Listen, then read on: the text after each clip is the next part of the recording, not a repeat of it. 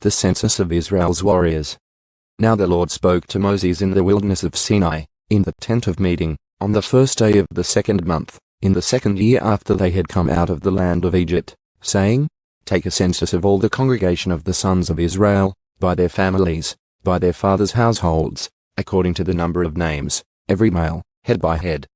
From 20 years old and upward, whoever is able to go to war in Israel. You and Aaron shall count them by their armies. With you, moreover, there shall be a man of each tribe, each one head of his father's household. These then are the names of the men who shall stand with you, of the tribe of Reuben, Elishah the son of Shiddah. Of the tribe of Simeon, Shelumiel the son of Zurishiddai. Of the tribe of Judah, Nahshon the son of Amminadab. Of Issachar, Nathanael the son of Zur. Of Zebulun, Eliab the son of Helon. Of the sons of Joseph, of Ephraim, Elishama the son of Amhud. Of Manasseh, Gamaliel the son of Pedazur. Of Benjamin, Abidan the son of Gideoni. Of Dan, Ahiezer the son of Ammishaddai. Of Asher, Pagiel the son of Ochran. Of Gad, Eliasaph the son of Deuel. Of Naphtali, Ahira the son of Enan. These are the men who were called from the congregation, the leaders of their fathers' tribes. They were the heads of divisions of Israel. So Moses and Aaron took these men who had been designated by a name, and they assembled all the congregation on the first day of the 2nd month. Then they registered by ancestry in their families, by their fathers' households, according to the number of names, from 20 years old and upward, head by head, just as the Lord had commanded Moses. So he counted them in the wilderness of Sinai. Now the sons of Reuben, Israel's firstborn, their descendants by their families, by their fathers' households, according to the number of names, head by head, every male from 20 years old and upward, whoever was able to go to war. Their numbered men of the tribe of Reuben were 46,500. Of the sons of Simeon, their descendants by their families, by their fathers' households, their numbered men, according to the number of names, head by head, every male from 20 years old and upward, whoever was able to go to war. Their numbered men of the tribe of Simeon were 59,300. Of the sons of Gad, their descendants by their families, by their fathers' households, according to the number of names, from 20 years old and upward, whoever was able to go to war. Their numbered men of the tribe of Gad were 45,650. Of the sons of Judah, their descendants by their families, by their fathers' households, according to the number of names, from 20 years old and upward, whoever was able to go to war. Their numbered men of the tribe of Judah were 74,600. Of the sons of Issachar, their descendants by their families, by their fathers' households, according to the number of names, from 20 years old and upward, whoever was able to go to war. Their numbered men of the tribe of Issachar were 54,400. Of the sons of Zebulun, their descendants by their families, by their fathers' households, according to the number of names, from 20 years old and upward, whoever was able to go to war. Their numbered men of the tribe of Zebulun were 57,400. Of the sons of Joseph, namely, of the sons of Ephraim, their descendants by their families, by their fathers' households, according to the number of names, from 20 years old and upward, whoever was able to go to war. Their numbered men of the tribe of Ephraim were 40,500. Of the sons of Manasseh, their descendants by their families, by their fathers' households, according to the number of names, from 20 years old and upward, whoever was able to go to war. Their numbered men of the tribe of Manasseh were 32,200. Of the sons of Benjamin, their descendants by their families, by their fathers' households, according to the number of names, from 20 years old and upward, whoever was able to go to war. Their numbered men of the tribe of Benjamin were 35,400. Of the sons of Dan, their descendants by their families, by their fathers' households, according to the number of names, from 20 years old and upward, whoever was able to go to war. Their numbered men of the tribe of Dan were 62,700. Of the sons of Asher, their descendants by their families, by their fathers' households, according to the number of names, from 20 years old and upward, whoever was able to go to war. Their numbered men of the tribe of Asher were 41,500. Of the sons of Naphtali, their descendants by their families, by their fathers' households, according to the number of names, from 20 years old and upward, whoever was able to go to war. Their numbered men of the tribe of Naphtali were 53,400. These are the ones who were numbered, whom Moses and Aaron counted, with the leaders of Israel, 12 men, each of whom was of his father's household. So all the numbered men of the sons of Israel by their fathers' households, from 20 years old and upward, whoever was able to go to war in Israel, All the numbered men were 603,550. Levites exempted. The Levites, however, were not counted among them by their father's tribe. For the Lord had spoken to Moses, saying, Only the tribe of Levi you shall not count, nor shall you take their census among the sons of Israel. And you shall appoint the Levites over the tabernacle of the testimony, and over all its furnishings, and over everything that belongs to it. They shall carry the tabernacle and all its furnishings, and they shall take care of it. They shall also camp around the tabernacle. So when the tabernacle is to move on, the Levites shall take it down. And when the tabernacle encamps, the Levites shall set it up. But the layman who comes near it shall be put to death. So the sons of Israel shall camp, each man by his own camp, and each man by his own flag, according to their armies. But the Levites shall camp around the tabernacle of the testimony, so that there will be no divine wrath against the congregation of the sons of Israel. So the Levites shall be responsible for service to the tabernacle of the testimony. And the sons of Israel did so, in accordance with all that the Lord had commanded Moses, so they did arrangement of the camps. Now the Lord spoke to Moses and to Aaron, saying, The sons of Israel shall camp, each by his own flag, with the banners of their fathers' households. They shall camp around the tent of meeting at a distance. Now those who camp on the east side toward the sunrise shall be of the flag of the camp of Judah, by their armies. And the leader of the sons of Judah, Nahshon the son of Amminadab, and his army, their numbered men, 74,600.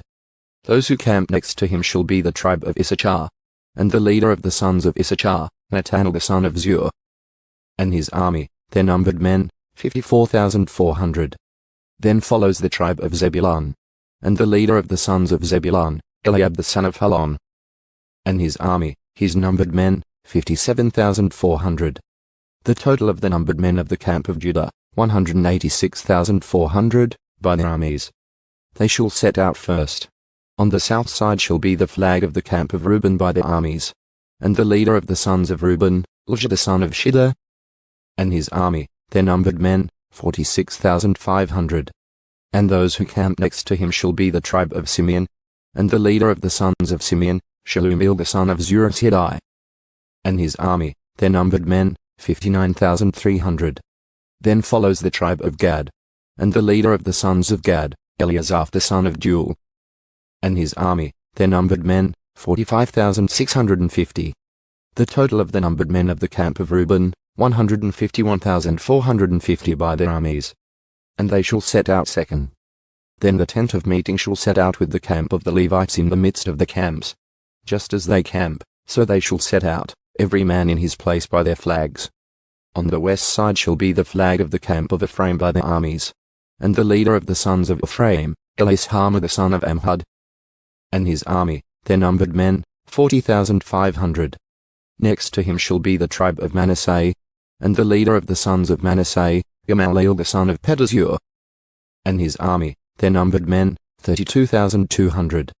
Then follows the tribe of Benjamin, and the leader of the sons of Benjamin, Abidan the son of Gideoni, and his army, their numbered men, 35,400. The total of the numbered men of the camp of Ephraim, 108,100, by their armies. And they shall set out third. On the north side shall be the flag of the camp of Dan by their armies.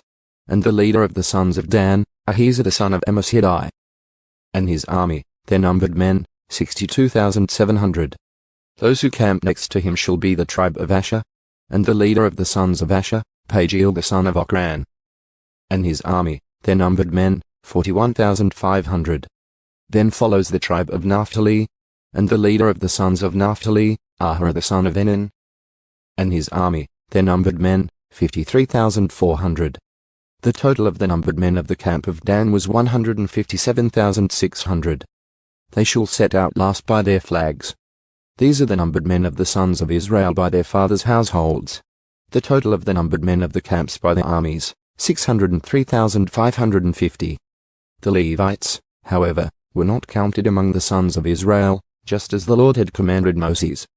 So the sons of Israel did all this, according to all that the Lord commanded Moses. So they camped by their flags, and so they set out, everyone by his family according to his father's household. Levite priesthood established.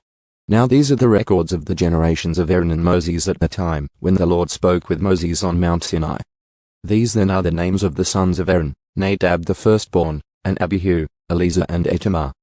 These are the names of the sons of Aaron, the anointed priests, whom he ordained to serve as priests. But Nadab and Abihu died in the presence of the Lord when they offered strange fire before the Lord in the wilderness of Sinai. And they had no children. So Eleazar and Ithamar served as priests in the lifetime of their father Aaron. Then the Lord spoke to Moses, saying, Bring the tribe of Levi forward and present them before Aaron the priest, that they may serve him. They shall perform the duties for him and for the whole congregation in front of the tent of meeting, to do the service of the tabernacle. They shall also take care of all the furnishings of the tent of meeting, along with the duties of the sons of Israel, to do the service of the tabernacle. So you shall assign the Levites to Aaron and to his sons. They are exclusively assigned to him from the sons of Israel.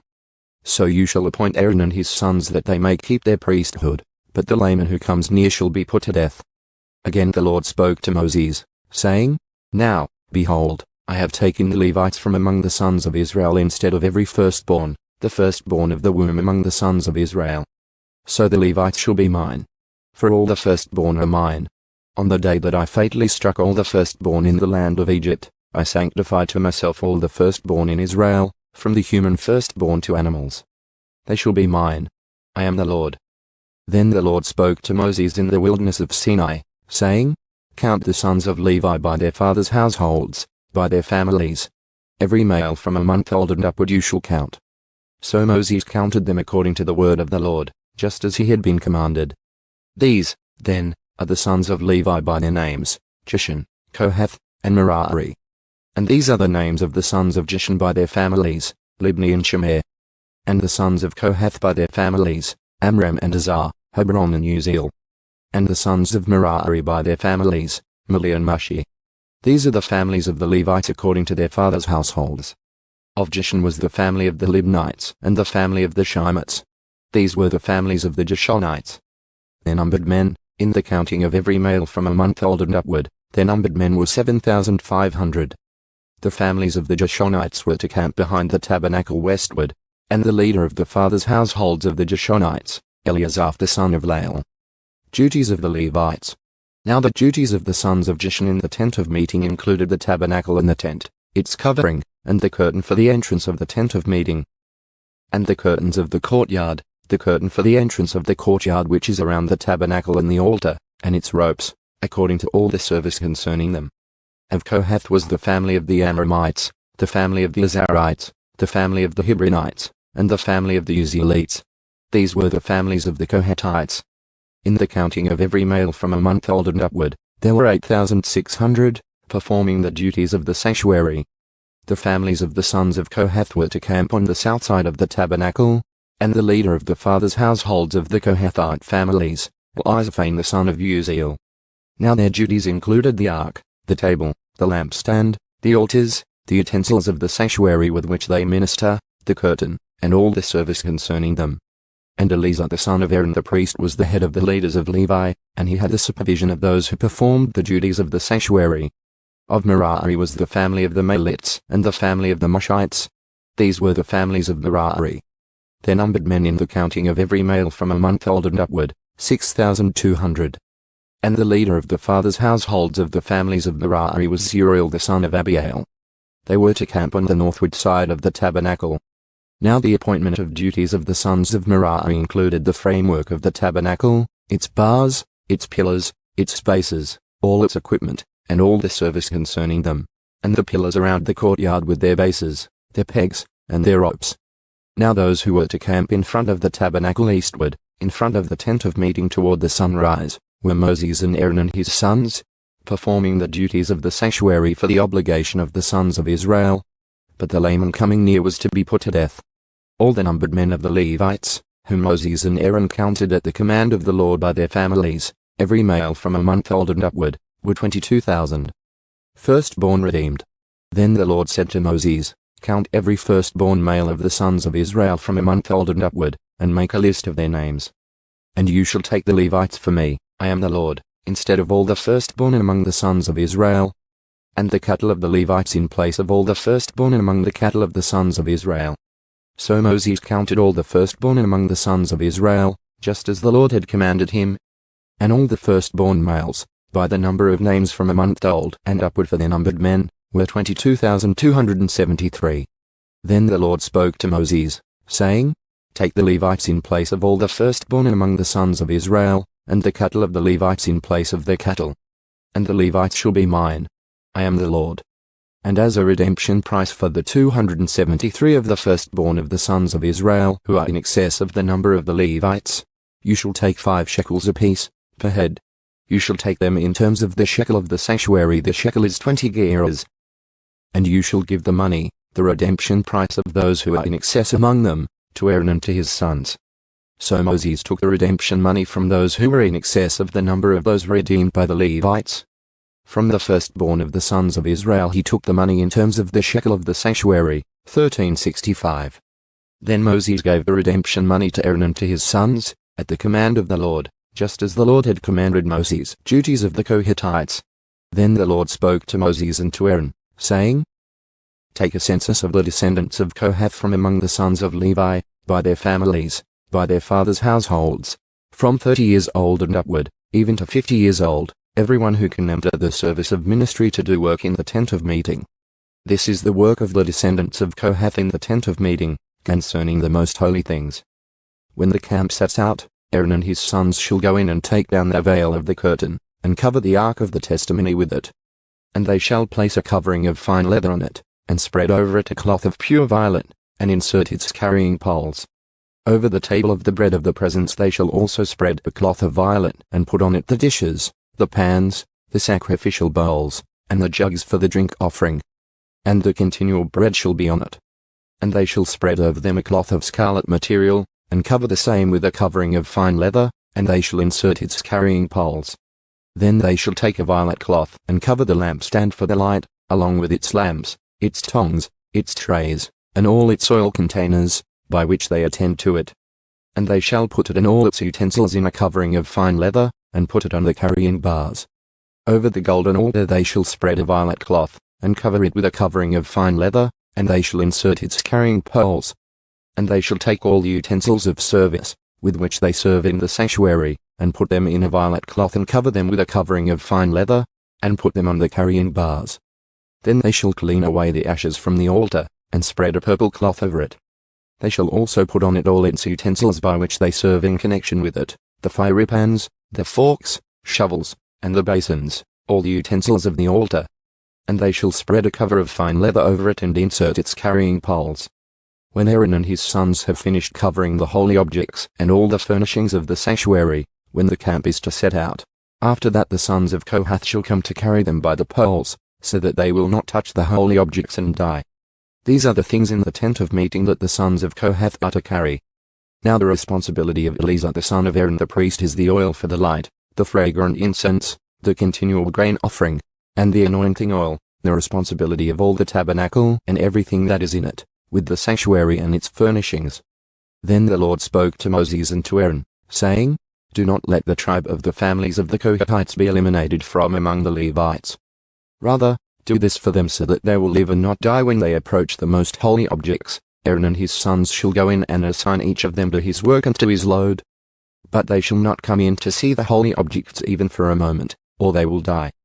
Duties of the Gershonites. Then the Lord spoke to Moses, saying, Take a census of the sons of Gershon also, by their fathers' households, by their families. From 30 years old and upward to 50 years old you shall count them, all who can enter to perform service, to do the work in the tent of meeting. This is the service of the families of the Gershonites, in serving and in carrying. They shall carry the curtains of the tabernacle and the tent of meeting with its covering and the covering of fine leather that is on top of it, and the curtain for the entrance of the tent of meeting, and the curtains of the courtyard, the curtain for the entrance of the gate of the courtyard that is around the tabernacle and the altar, and their ropes and all the equipment for their service. And everything that is to be done by them, they shall perform. All the service of the sons of the Gershonites, that is, all their loads and all their work, shall be performed at the command of Aaron and his sons. And you shall assign to them as a duty all their loads. This is the service of the families of the sons of the Gershonites in the tent of meeting, and their duties shall be under the direction of Itamar the son of Aaron the priest. Duties of the Merarites. As for the sons of Merari, you shall count them by their families, by their fathers' households. From 30 years old and upward, even to 50 years old, you shall count them, everyone who can enter the service to do the work of the tent of meeting. Now this is the duty of their loads, for all their service in the tent of meeting, the boards of the tabernacle, its bars, its pillars, and its bases, and the pillars around the courtyard and their bases, their pegs, and their ropes, with all their equipment and with all their service. And you shall assign by names of the men the items that each is to carry. This is the service of the families of the sons of Merari, according to all their service in the tent of meeting, under the direction of Itamar the son of Aaron the priest. So Moses, Aaron, and the leaders of the congregation counted the sons of the Kohathites by their families, and by their fathers' households, from 30 years old and upward even to 50 years old, everyone who could enter the service for work in the tent of meeting. Their numbered men by their families were 2,750. These were the numbered men of the Kohathite families, everyone who was serving in the tent of meeting, whom Moses and Aaron counted according to the commandment of the Lord through Moses. And the numbered men of the sons of Jeshon by their families, and by their fathers' households, from 30 years old and upward even to 50 years old, everyone who could enter the service for work in the tent of meeting, their numbered men by their families, by their fathers' households, were 2,630. These were the numbered men of the families of the sons of Jeshon, everyone who was serving in the tent of meeting, whom Moses and Aaron counted according to the commandment of the Lord. And the numbered men of the families of the sons of Merari by their families, by their fathers' households, from 30 years old and upward even to 50 years old, everyone who could enter the service for work in the tent of meeting, their numbered men by their families were 3,200. These were the numbered men of the families of the sons of Merari, whom Moses and Aaron counted according to the commandment of the Lord through Moses. All the numbered men of the Levites, whom Moses, Aaron, and the leaders of Israel counted, by their families and by their fathers' households, from 30 years old and upward even to 50 years old, everyone who could enter to do the work of service and the work of carrying in the tent of meeting, their numbered men were 8,580. According to the commandment of the Lord through Moses, they were counted, everyone by his serving or carrying. So these were his numbered men, just as the Lord had commanded Moses on defilement. Then the Lord spoke to Moses, saying, Command the sons of Israel that they send away from the camp everyone with leprosy, everyone having a discharge, and everyone who is unclean because of contact with a dead person. You shall send away both male and female. You shall send them outside the camp so that they do not defile their camp where I dwell in their midst. And the sons of Israel did so and sent them outside the camp. Just as the Lord had spoken to Moses, that is what the sons of Israel did.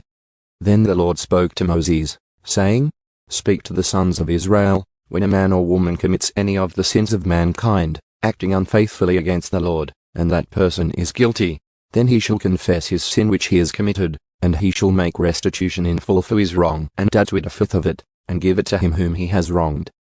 But if the person has no redeemer to whom restitution may be made for the wrong, the restitution which is made for the wrong must go to the Lord for the priest, besides the ram of atonement, by which atonement is made for him. Also every contribution pertaining to all the holy gifts of the sons of Israel, which they offer to the priest, shall be his. So every person's holy gift shall be his. Whatever anyone gives to the priest, it becomes his. The adultery test. Then the Lord spoke to Moses, saying, Speak to the sons of Israel and say to them, If any man's wife goes astray and is unfaithfully to him, and a man has sexual relations with her and it is hidden from the eyes of her husband and she remains undiscovered, although she has defiled herself, and there is no witness against her and she has not been caught in the act, if an attitude of jealousy comes over him and he is jealous of his wife when she has defiled herself, or if an attitude of jealousy comes over him and he is jealous of his wife when she has not defiled herself, the man shall then bring his wife to the priest, and shall bring as an offering for her 1/10 of an ephah of barley meal. He shall not pour oil on it nor put frankincense on it, because it is a grain offering of jealousy, a grain offering of reminder, a reminder of wrongdoing. Then the priest shall bring her forward and have her stand before the Lord, and the priest shall take holy water in an earthenware container, and he shall take some of the dust that is on the floor of the tabernacle and put it in the water. The priest shall then have the woman stand before the Lord and let down the hair of the woman's head, and place the grain offering of reminder in her hands, that is, the grain offering of jealousy, and in the hand of the priest is to be the water of bitterness that brings a curse. And the priest shall have her take an oath, and shall say to the woman, If no man has had sexual relations with you and if you have not gone astray into uncleanness, as you are under the authority of your husband, be immune to this water of bitterness that brings a curse. If, however, you have gone astray, though under the authority of your husband, and if you have defiled yourself and a man other than your husband has had sexual intercourse with you, then the priest shall have the woman swear with the oath of the curse, and the priest shall say to the woman, May the Lord make you a curse and an oath among your people by the Lord's making your thigh shriveled and your belly swollen. And this water that brings a curse shall go into your stomach, to make your belly swell up and your thigh shrivel. And the woman shall say, Amen, Amen. The priest shall then write these curses on a scroll, and he shall wash them off into the water of bitterness. Then he shall make the woman drink the water of bitterness that brings a curse, so that the water which brings a curse will go into her and cause bitterness. And the priest shall take the grain offering of jealousy from the woman's hand, and he shall wave the grain offering before the Lord and bring it to the altar. And the priest shall take a handful of the grain offering as its reminder offering and offer it up in smoke on the altar, and afterward he shall make the woman drink the water. When he has made her drink the water, then it will come about, if she has defiled herself and has been unfaithfully to her husband, that the water which brings a curse will go into her and cause bitterness, and her belly will swell up and her thigh will shrivel, and the woman will become a curse among her people. But if the woman has not defiled herself and is clean, she will be immune and conceive children. This is the law of jealousy, when a wife, who is under the authority of her husband, goes astray and defiles herself, or when an attitude of jealousy comes over a man and he is jealous of his wife, he shall then have the woman stand before the Lord, and the priest shall apply all of this law to her. The man, moreover, will be free of guilt, but that woman shall bear the consequences of her guilt. Law of the Nazirites. Again the Lord spoke to Moses, saying, Speak to the sons of Israel and say to them, when a man or woman makes a special vow, namely, the vow of a Nazirite, to live as a Nazirite for the Lord, he shall abstain from wine and strong drink. He shall consume no vinegar, whether made from wine or strong drink, nor shall he drink any grape juice nor eat fresh or dried grapes. All the days of his consecration he shall not eat anything that is produced from the grapevine, from the seeds even to the skin. All the days of his vow of consecration no razor shall pass over his head. He shall be holy until the days are fulfilled which he lives as a Nazirite for the Lord. He shall let the locks of hair on his head grow long. All the days of his life as a Nazirite for the Lord he shall not come up to a dead person. He shall not make himself unclean for his father or for his mother, for his brother or for his sister, when they die, because his consecration to God is on his head. All the days of his consecration he is holy to the Lord. But if someone dies very suddenly beside him and he defiles his consecrated head of hair, then he shall shave his head on the day when he becomes clean. He shall shave it on the 7th day. Then on the 8th day he shall bring 2 turtle doves or 2 young doves to the priest, to the entrance of the tent of meeting. And the priest shall offer one as a sin offering and the other as a burnt offering, and make atonement for him regarding his sin, because of the dead person. And on that same day he shall consecrate his head, and shall live his days of consecration as a Nazirite for the Lord, and shall bring a male lamb a year old as a guilt offering. But the preceding days will not count, because his consecration was defiled. Now this is the law of the Nazirite, when the days of his consecration are fulfilled, he shall bring his offering to the entrance of the tent of meeting. And he shall present his offering to the Lord, 1 male lamb a year old without defect as a burnt offering, 1 new lamb a year old without defect as a sin offering, 1 ram without defect as a peace offering, and a basket of unleavened loaves of fine flour mixed with oil and unleavened wafers spread with oil, along with their grain offering and their drink offering. Then the priest shall present them before the Lord and offer his sin offering and his burnt offering. He shall also offer the ram as a sacrifice of peace offerings to the Lord, together with the basket of unleavened bread. The priest shall also offer its grain offering and its drink offering. The Nazirite shall then shave his consecrated head of hair at the entrance of the tent of meeting, and take the consecrated hair of his head and put it on the fire which is under the sacrifice of peace offerings. And the priest shall take the ram's shoulder when it has been boiled, and 1 unleavened loaf from the basket and 1 unleavened wafer, and shall put them on the hands of the Nazirite after he has shaved his consecrated hair. Then the priest shall wave them as a wave offering before the Lord. It is holy for the priest, together with the breast offered as a wave offering, and the thigh offered as a contribution. And afterward the Nazirite may drink wine. This is the law of the Nazirite, who vows his offering to the Lord according to his consecration, in addition to what else he can afford. Corresponding to his vow which he makes, so he shall do according to the law of his consecration. Aaron's benediction. Then the Lord spoke to Moses, saying, Speak to Aaron and to his sons, saying, In this way you shall bless the sons of Israel. You are to say to them, The Lord bless you, and keep you. The Lord cause his face to shine on you, and be gracious to you. The Lord lift up his face to you, and give you peace. So they shall invoke my name on the sons of Israel, and then I will bless them. Offerings of the leaders. Now on the day that Moses had finished setting up the tabernacle, he anointed it and consecrated it with all its furnishings, and the altar and all its utensils. He anointed them and consecrated them also. Then the leaders of Israel, the heads of their fathers' households, made an offering. They were the leaders of the tribes. They were the supervisors over the numbered men. When they brought their offering before the Lord, 6 covered carts and 12 oxen, a cart for every 2 of the leaders and an ox for each one. Then they presented them in front of the tabernacle. Then the Lord spoke to Moses, saying, Accept these things from them, that they may be used in the service of the tent of meeting, and you shall give them to the Levites, to each man according to his service. So Moses took the carts and the oxen, and gave them to the Levites. 2 carts and 4 oxen he gave to the sons of Gershon, according to their service, and 4 carts and 8 oxen he gave to the sons of Merari, according to their service, under the direction of Itamar the son of Aaron the priest. But he did not give any to the sons of Kohath, because theirs was the service of the holy objects, which they carried on the shoulder. And the leaders offered the dedication offering for the altar when it was anointed, so the leaders offered their offering before the altar. Then the Lord said to Moses, They shall present their offering, 1 leader each day, for the dedication of the altar. Now the one who presented his offering on the first day was Nahshon the son of Amminadab, of the tribe of Judah. And his offering was 1 silver dish whose weight was 130 shekels, and 1 silver bowl of 70 shekels in sanctuary shekels, both of them full of fine flour mixed with oil as a grain offering. 1 gold pan of 10 shekels, full of incense. 1 bull, 1 ram, and 1 male lamb 1 year old, as a burnt offering. 1 male goat as a sin offering. And for the sacrifice of peace offerings, 2 oxen, 5 rams, 5 male goats, and 5 male lambs 1 year old. It was the offering of Nahshon the son of Amminadab. On the 2nd day Netanel the son of Zur, leader of Issachar, presented an offering. He presented as his offering 1 silver dish whose weight was 130 shekels, and 1 silver bowl of 70 shekels in sanctuary shekels, both of them full of fine flour mixed with oil as a grain offering. 1 gold pan of 10 shekels, full of incense. 1 bull, 1 ram, and 1 male lamb 1 year old, as a burnt offering. 1 male goat as a sin offering.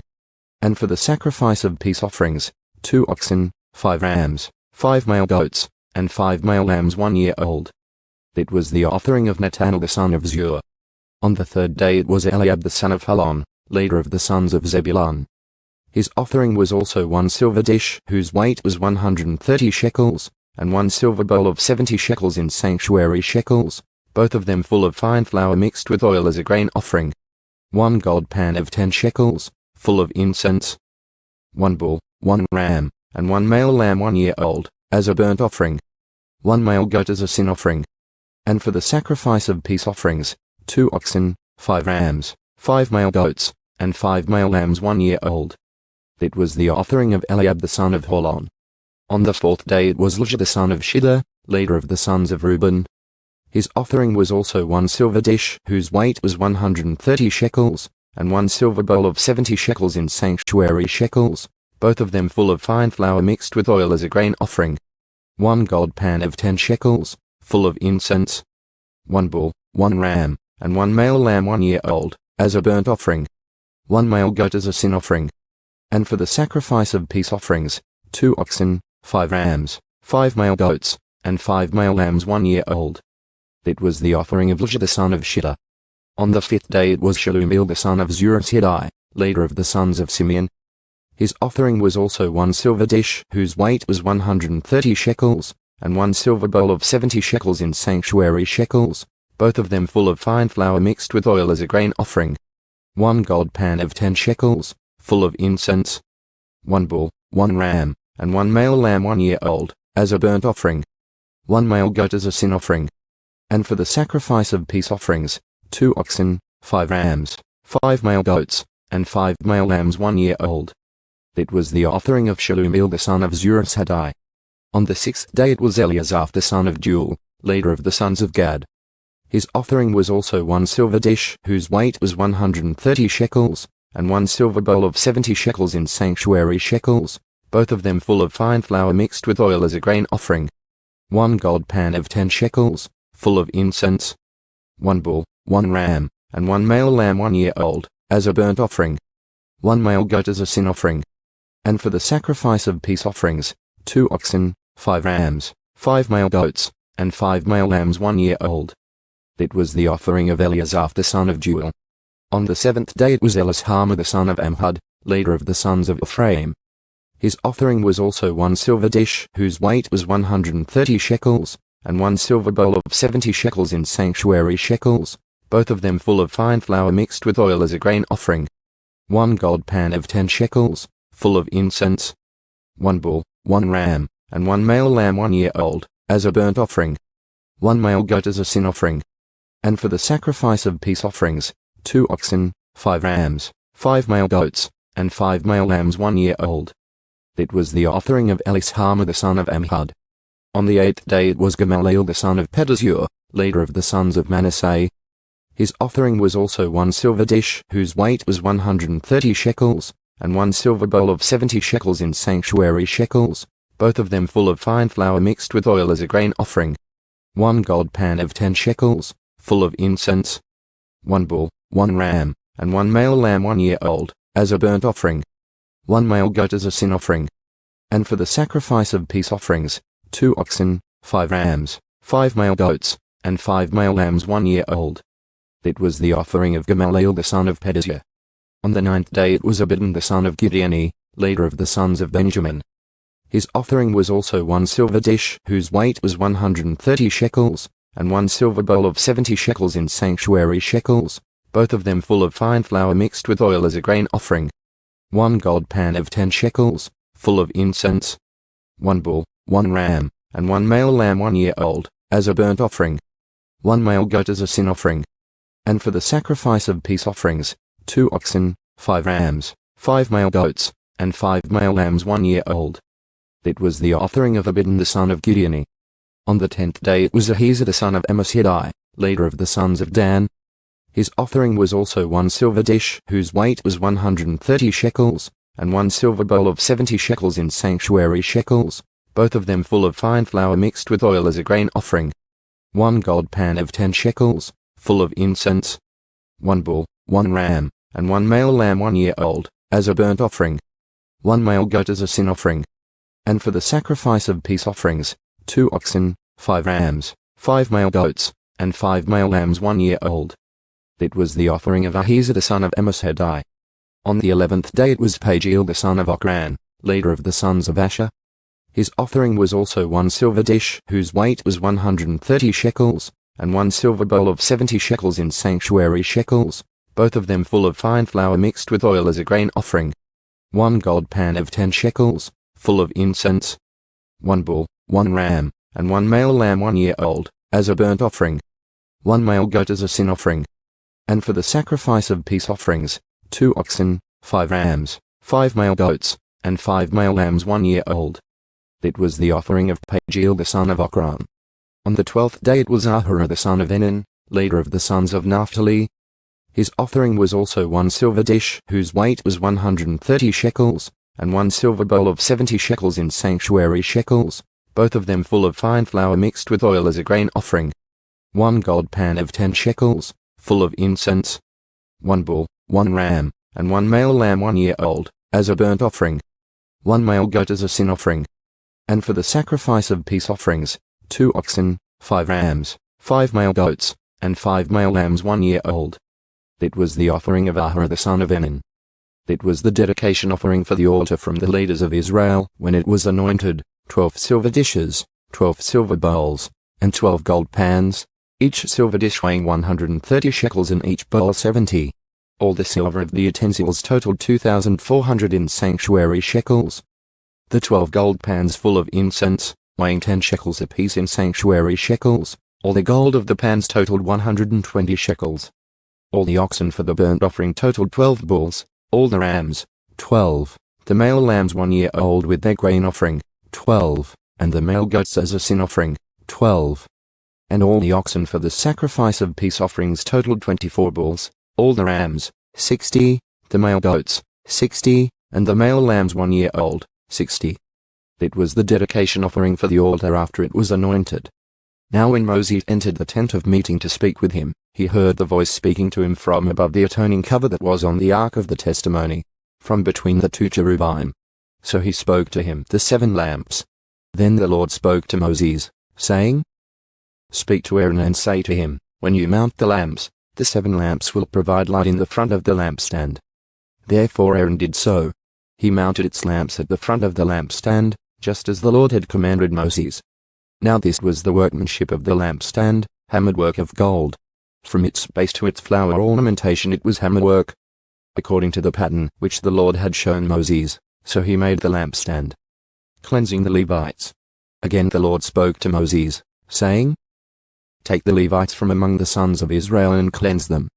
This is what you shall do to them, for their cleansing. Sprinkle purifying water on them, and have them use a razor over their whole body, and they shall wash their clothes and cleanse themselves. Then have them take a bull with its grain offering, fine flour mixed with oil, and you shall take a second bull as a sin offering. So you shall present the Levites in front of the tent of meeting. You shall also assemble the whole congregation of the sons of Israel, and present the Levites before the Lord. And the sons of Israel shall lay their hands on the Levites. Aaron then shall present the Levites before the Lord as a wave offering from the sons of Israel, so that they may qualify to perform the service of the Lord. Now the Levites shall lay their hands on the heads of their bulls. Then you are to offer the one as a sin offering, and the other as a burnt offering to the Lord, to make atonement for the Levites. And you shall have the Levites stand before Aaron and his sons, so as to present them as a wave offering to the Lord. So you shall single out the Levites from among the sons of Israel, and the Levites shall be mine. Then after that the Levites may go in to serve the tent of meeting. But you shall cleanse them and present them as a wave offering. For they are exclusively given to me from among the sons of Israel. I have taken them for myself instead of the firstborn of every womb, the firstborn of all the sons of Israel. For every firstborn among the sons of Israel is mine, among the people and among the animals. On the day that I fatally struck all the firstborn in the land of Egypt, I sanctified them for myself. But I have taken the Levites instead of every firstborn among the sons of Israel. And I have given the Levites as a gift to Aaron and to his sons from among the sons of Israel, to perform the service of the sons of Israel at the tent of meeting and to make atonement on behalf of the sons of Israel, so that there will be no affliction among the sons of Israel due to their approaching the sanctuary. So this is what Moses, Aaron, and all the congregation of the sons of Israel did to the Levites. According to everything that the Lord had commanded Moses regarding the Levites, so the sons of Israel did to them. The Levites, too, purified themselves from sin and washed their clothes. And Aaron presented them as a wave offering before the Lord. Aaron also made atonement for them to cleanse them. Then after that the Levites went in to perform their service in the tent of meeting before Aaron and his sons, just as the Lord had commanded Moses concerning the Levites, so they did to them. Retirement for the Levites. Now the Lord spoke to Moses, saying, This is what applies to the Levites. From 25 years old and upward they shall enter to perform service in the work of the tent of meeting. But at the age of 50 years they shall retire from service in the work and not work any more. They may, however, assist their brothers in the tent of meeting, to fulfill an obligation, but they themselves shall do no work. In this way you shall deal with the Levites in their obligations. The Passover. Now the Lord spoke to Moses in the wilderness of Sinai, in the first month of the 2nd year after they had come out of the land of Egypt, saying, Now the sons of Israel are to celebrate the Passover at its appointed time. On the 14th day of this month, at twilight, you shall celebrate it at its appointed time. You shall celebrate it in accordance with all its statutes and all its ordinances. So Moses told the sons of Israel to celebrate the Passover. And they celebrated the Passover in the first month, on the 14th day of the month, at twilight, in the wilderness of Sinai. In accordance with everything that the Lord had commanded Moses, so the sons of Israel did. But there were some men who were unclean, because of contact with a dead person, so that they could not celebrate Passover on that day. And they came before Moses and Aaron on that day. Those men said to him, Though we are unclean because of a dead person, why are we kept from presenting the offering of the Lord at its appointed time among the sons of Israel? Moses then said to them, Wait, and I will listen to what the Lord will command concerning you. Then the Lord spoke to Moses, saying, Speak to the sons of Israel, saying, If any one of you or of your generations becomes unclean because of a dead person, or is on a distant journey, He may, however, celebrate the Passover to the Lord. In the 2nd month on the 14th day at twilight, they shall celebrate it. They shall eat it with unleavened bread and bitter herbs. They shall not leave any of it until morning, nor break a bone of it. They shall celebrate it in accordance with the whole statute of the Passover. But the person who is clean and is not on a journey, yet refrains from celebrating the Passover, that person shall then be cut off from his people, because he did not present the offering of the Lord at its appointed time. That person will bear the responsibility for his sin. And if a stranger resides among you and celebrates the Passover to the Lord, according to the statute of the Passover and its ordinance, so he shall celebrate it. You shall have the same statute, both for the stranger and for the native of the land. The cloud on the tabernacle. Now on the day that the tabernacle was erected, the cloud covered the tabernacle, the tent of the testimony, and in the evening it was like the appearance of fire over the tabernacle until morning. That is how it was continuously. The cloud would cover it by day, and the appearance of fire by night. Whenever the cloud was lifted from over the tent, afterward the sons of Israel would set out. And in the place where the cloud settled down, there the sons of Israel would camp. At the command of the Lord the sons of Israel would set out, and at the command of the Lord they would camp. As long as the cloud settled over the tabernacle, they remained camped. Even when the cloud lingered over the tabernacle for many days, the sons of Israel would comply with the Lord's ordinance and not set out. If sometimes the cloud remained a few days over the tabernacle, in accordance with the command of the Lord they remained camped. Then in accordance with the command of the Lord they set out. If sometimes the cloud remained from evening until morning, when the cloud was lifted in the morning they would set out. Or if it remained in the daytime and at night, whenever the cloud was lifted, they would set out. Whether it was 2 days, a month, or a year that the cloud lingered over the tabernacle, staying above it, the sons of Israel remained camped and did not set out. But when it was lifted, they did set out. At the command of the Lord they camped, and at the command of the Lord they set out. They did what the Lord required, in accordance with the command of the Lord through Moses, the silver trumpets. The Lord spoke further to Moses, saying, Make yourself 2 trumpets of silver, you shall make them of hammerwork, and you shall use them for summoning the congregation and breaking camp. Now when both are blown, all the congregation shall meet you at the entrance of the tent of meeting. But if only one is blown, then the leaders, the heads of the divisions of Israel, shall meet you. And when you blow an alarm, the camps that are pitched on the east side shall set out. Then when you sound an alarm the 2nd time, the camps that are pitched on the south side shall set out. An alarm is to be sounded for them to break camp. When convening the assembly, however, you shall blow the trumpets without sounding an alarm. The sons of Aaron, moreover, the priests, shall blow the trumpets. And this shall be a permanent statute for you throughout your generations. And when you go to war in your land against the enemy who attacks you, then you shall sound an alarm with the trumpets, so that you will be thought of by the Lord your God, and be saved from your enemies.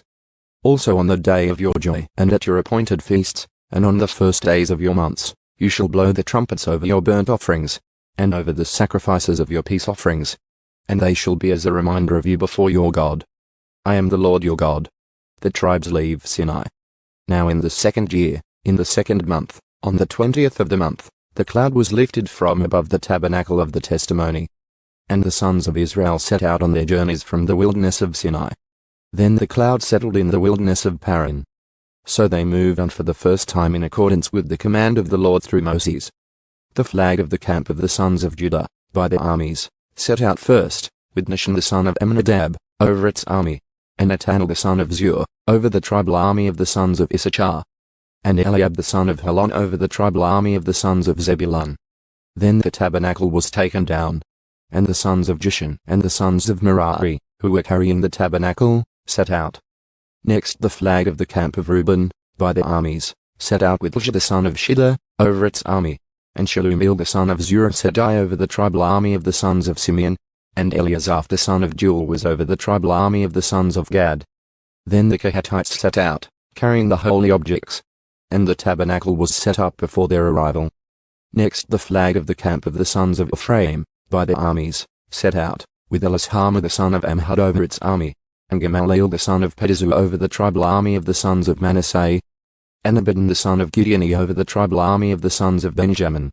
Then the flag of the camp of the sons of Dan, by their armies, which formed the rearguard for all the camps, set out, with Ahiezer the son of Ammishaddai over its army, and Pagiel the son of Ochran over the tribal army of the sons of Asher, and Ahura the son of Enan over the tribal army of the sons of Naphtali. It was the order of marching for the sons of Israel by the armies as they set out. Then Moses said to Abab the son of Ul the Midianite, Moses' father-in-law, we are setting out to the place of which the Lord said, I will give it to you. Come with us and we will do you good. For the Lord has promised good concerning Israel. But he said to him, I will not come, but rather will go to my own land and relatives. Then he said, Please do not leave us, since you know where we should camp in the wilderness, and you will be as eyes for us. So it will be, if you go with us, that whatever good the Lord does for us, we will do for you. So they moved on from the mountain of the Lord 3 days' journey, with the ark of the covenant of the Lord going on in front of them for the 3 days, to seek out a resting place for them. And the cloud of the Lord was over them by day when they set out from the camp. Then it came about when the ark set out that Moses said, Rise up, Lord, and may your enemies be scattered, and those who hate you flee from your presence. And when it came to rest, he said, Return, Lord, to the myriad thousands of Israel. The people complain. Now the people became like those who complain of adversity in the ears of the Lord. And the Lord heard them, and his anger was kindled, and the fire of the Lord burned among them and consumed some at the outskirts of the camp. The people then cried out to Moses. And Moses prayed to the Lord, and the fire died out. So that place was named Taberah, because the fire of the Lord burned among them. Now the rabble who were among them had greedy cravings. And the sons of Israel also wept again and said, Who will give us meat to eat? We remember the fish which we used to eat for free in Egypt, the cucumbers, the melons, the leeks, the onions, and the garlic. But now our appetite is gone. There is nothing at all to look at except this manna. Now the manna was like coriander seed, and its appearance like that of bdellium. The people would roam about and gather it and grind it between 2 millstones, or pound it in the mortar, and boil it in the pot and make loaves with it. And its taste was like the taste of cake baked with oil. When the dew came down on the camp at night, the manna would come down with it. The complaint of Moses. Now Moses heard the people weeping throughout their families, each one at the entrance of his tent. And the anger of the Lord became very hot, and Moses was displeased. So Moses said to the Lord, Why have you been so hard on your servant? And why have I not found favor in your sight, that you have put the burden of all this people on me? Was it I who conceived all this people? Or did I give birth to them, that you should say to me, Carry them in your arms, as a nurse carries a nursing infant, to the land which you swore to their fathers? Where am I to get meat to give to all this people? For they weep before me, saying, Give us meat so that we may eat. I am not able to carry all this people by myself, because it is too burdensome for me. So if you are going to deal with me this way, please kill me now, if I have found favor in your sight, and do not let me see my misery. 70 elders to assist Moses. The Lord therefore said to Moses, Gather for me 70 men from the elders of Israel, whom you know to be the elders of the people and their officers, and bring them to the tent of meeting, and have them take their stand there with you.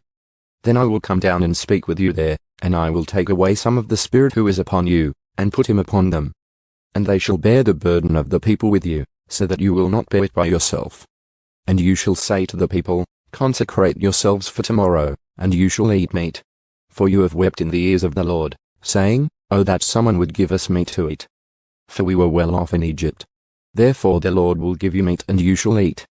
You shall eat, not 1 day, nor 2 days, nor 5 days, nor 10 days, nor 20 days, but for a whole month, until it comes out of your nose and makes you nauseated. Because you have rejected the Lord who is among you and have wept before him, saying, Why did we ever leave Egypt? But Moses said, The people, among whom I am included, are 600,000 on foot. Yet you have said, I will give them meat, so that they may eat for a whole month. Are flocks and herds to be slaughtered for them, so that it will be sufficient for them? Or are all the fish of the sea to be caught for them, so that it will be sufficient for them? Then the Lord said to Moses, Is the Lord's power too little?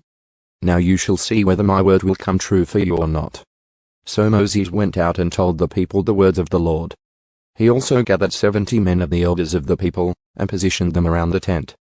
Then the Lord came down in the cloud and spoke to him. And he took away some of the Spirit who was upon him and placed him upon the 70 elders. And when the Spirit rested upon them, they prophesied. Yet they did not do it again. But 2 men had remained in the camp. The name of the one was Eldad, and the name of the other, Medad. And the Spirit rested upon them, and they were among those who had been registered, but had not gone out to the tent, and they prophesied in the camp. So a young man ran and informed Moses, and said, Eldad and Medad are prophesying in the camp. Then Joshua the son of Nun, the personal servant of Moses from his youth, responded and said, My lord Moses, restrain them. But Moses said to him, Are you jealous for my sake? If only all the Lord's people were prophets, that the Lord would put his spirit upon them. Then Moses returned to the camp, both he and the elders of Israel. The quail and the plague. Now a wind burst forth from the Lord, and it brought quail from the sea, and dropped them beside the camp, about a day's journey on this side and a day's journey on the other side all around the camp, and about 2 cubits deep on the surface of the ground. And the people spent all that day, all night, and all the next day, and they gathered the quail. The one who gathered least gathered 10 homers, and spread them out for themselves all around the camp. While the meat was still between their teeth, before it was chewed, the anger of the Lord was kindled against the people, and the Lord struck the people with a very severe plague. So that place was named Kibroth-Hattaavah, because there they buried the people who had been greedy.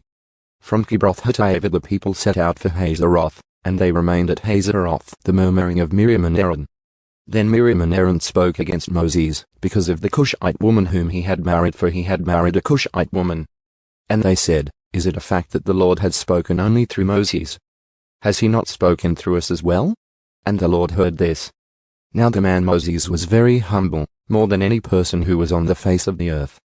And the Lord suddenly said to Moses and to Aaron and Miriam, You 3 go out to the tent of meeting. So the 3 of them went out. Then the Lord came down in a pillar of cloud and stood at the entrance of the tent. And he called Aaron and Miriam. When they had both come forward, he said, Now hear my words. If there is a prophet among you, I, the Lord, will make myself known to him in a vision. I will speak with him in a dream. It is not this way for my servant Moses. He is faithful in all my household. With him I speak mouth to mouth, that is, openly, and not using mysterious language, and he beholds the form of the Lord. So why were you not afraid to speak against my servant, against Moses? And the anger of the Lord burned against them, and he departed. But when the cloud had withdrawn from above the tent, behold, Miriam was leprous, as white as snow. As Aaron turned toward Miriam, behold, she was leprous. Then Aaron said to Moses, Oh, my Lord, I beg you, do not hold us responsible for this sin by which we have turned out to be foolish, and by which we have sinned. Oh, do not let her be like a dead person, whose flesh is half eaten away when he comes out of his mother's womb. So Moses cried out to the Lord, saying, God, heal her, please. But the Lord said to Moses, If her father had only spit in her face, would she not be put to shame for 7 days? Have her shut outside the camp for 7 days, and afterward she may be received again. So Miriam was shut outside the camp for 7 days, and the people did not move on until Miriam was received again. Afterward, however, the people moved on from Hazeroth and camped in the wilderness of Paran. Spies viewed the land. Then the Lord spoke to Moses, saying, Send out men for yourself to spy out the land of Canaan, which I am going to give the sons of Israel. You shall send a man from each of their fathers' tribes, every one a leader among them. So Moses sent them from the wilderness of Paran at the command of the Lord, all of them men who were heads of the sons of Israel. These then were their names: from the tribe of Reuben, Shamu the son of Zakur; from the tribe of Simeon, Shaphat the son of Hori; from the tribe of Judah, Caleb the son of Jephunneh; from the tribe of Issachar, Igal the son of Joseph; from the tribe of Ephraim, Hoshea the son of Nun; from the tribe of Benjamin, Palti the son of Raphu; from the tribe of Zebulun, Gaddiel the son of Sodi; from the tribe of Joseph, from the tribe of Manasseh, Gadi the son of Suzai; from the tribe of Dan, Amiel the son of Gemali; from the tribe of Asher, Setha the son of Michael; from the tribe of Naphtali, Nabi the son of Mshai; and from the tribe of Gad, Jewel the son of Maki. These are the names of the men whom Moses sent to spy out the land. But Moses called Hoshea the son of Nun, Joshua.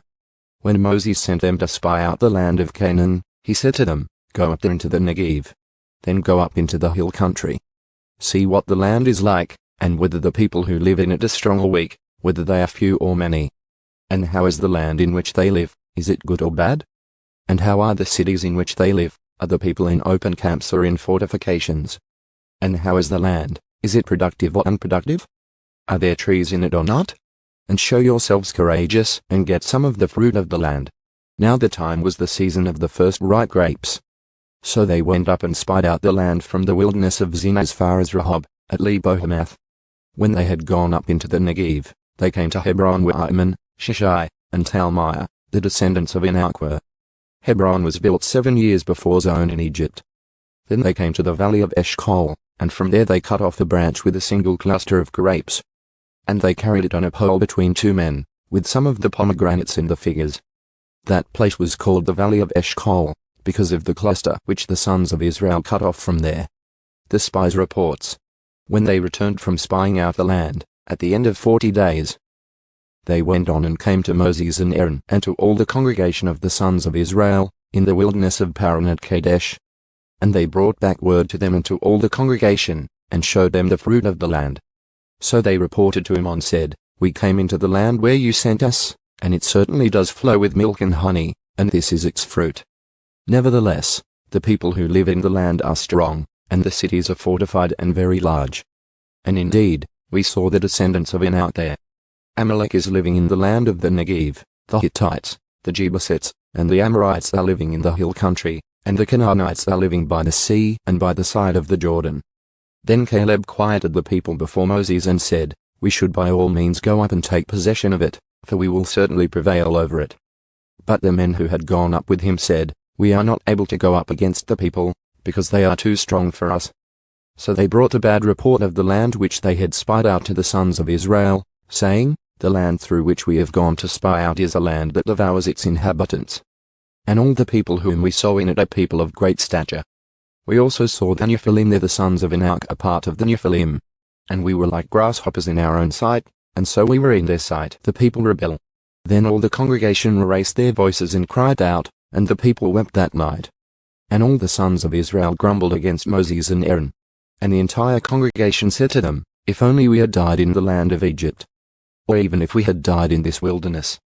So why is the Lord bringing us into this land to fall by the sword? Our wives and our little ones will become plunder. Would it not be better for us to return to Egypt? So they said to one another, Let's appoint a leader and return to Egypt. Then Moses and Aaron fell on their faces in the presence of all the assembly of the congregation of the sons of Israel.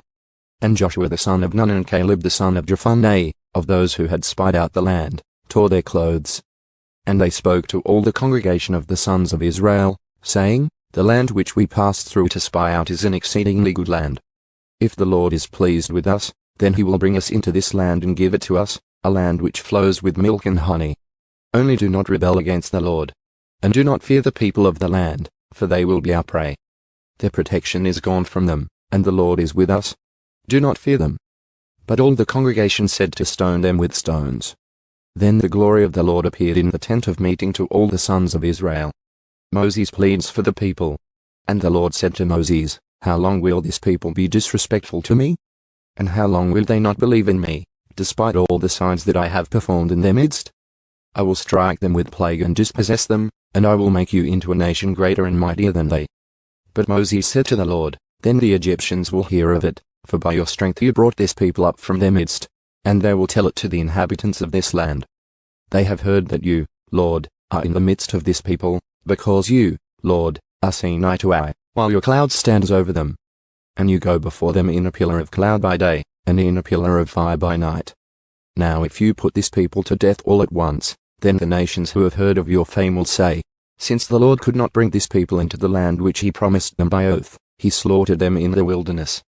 So now, please, let the power of the Lord be great, just as you have declared, saying, The Lord is slow to anger and abundant in mercy, forgiving wrongdoing and violation of his law.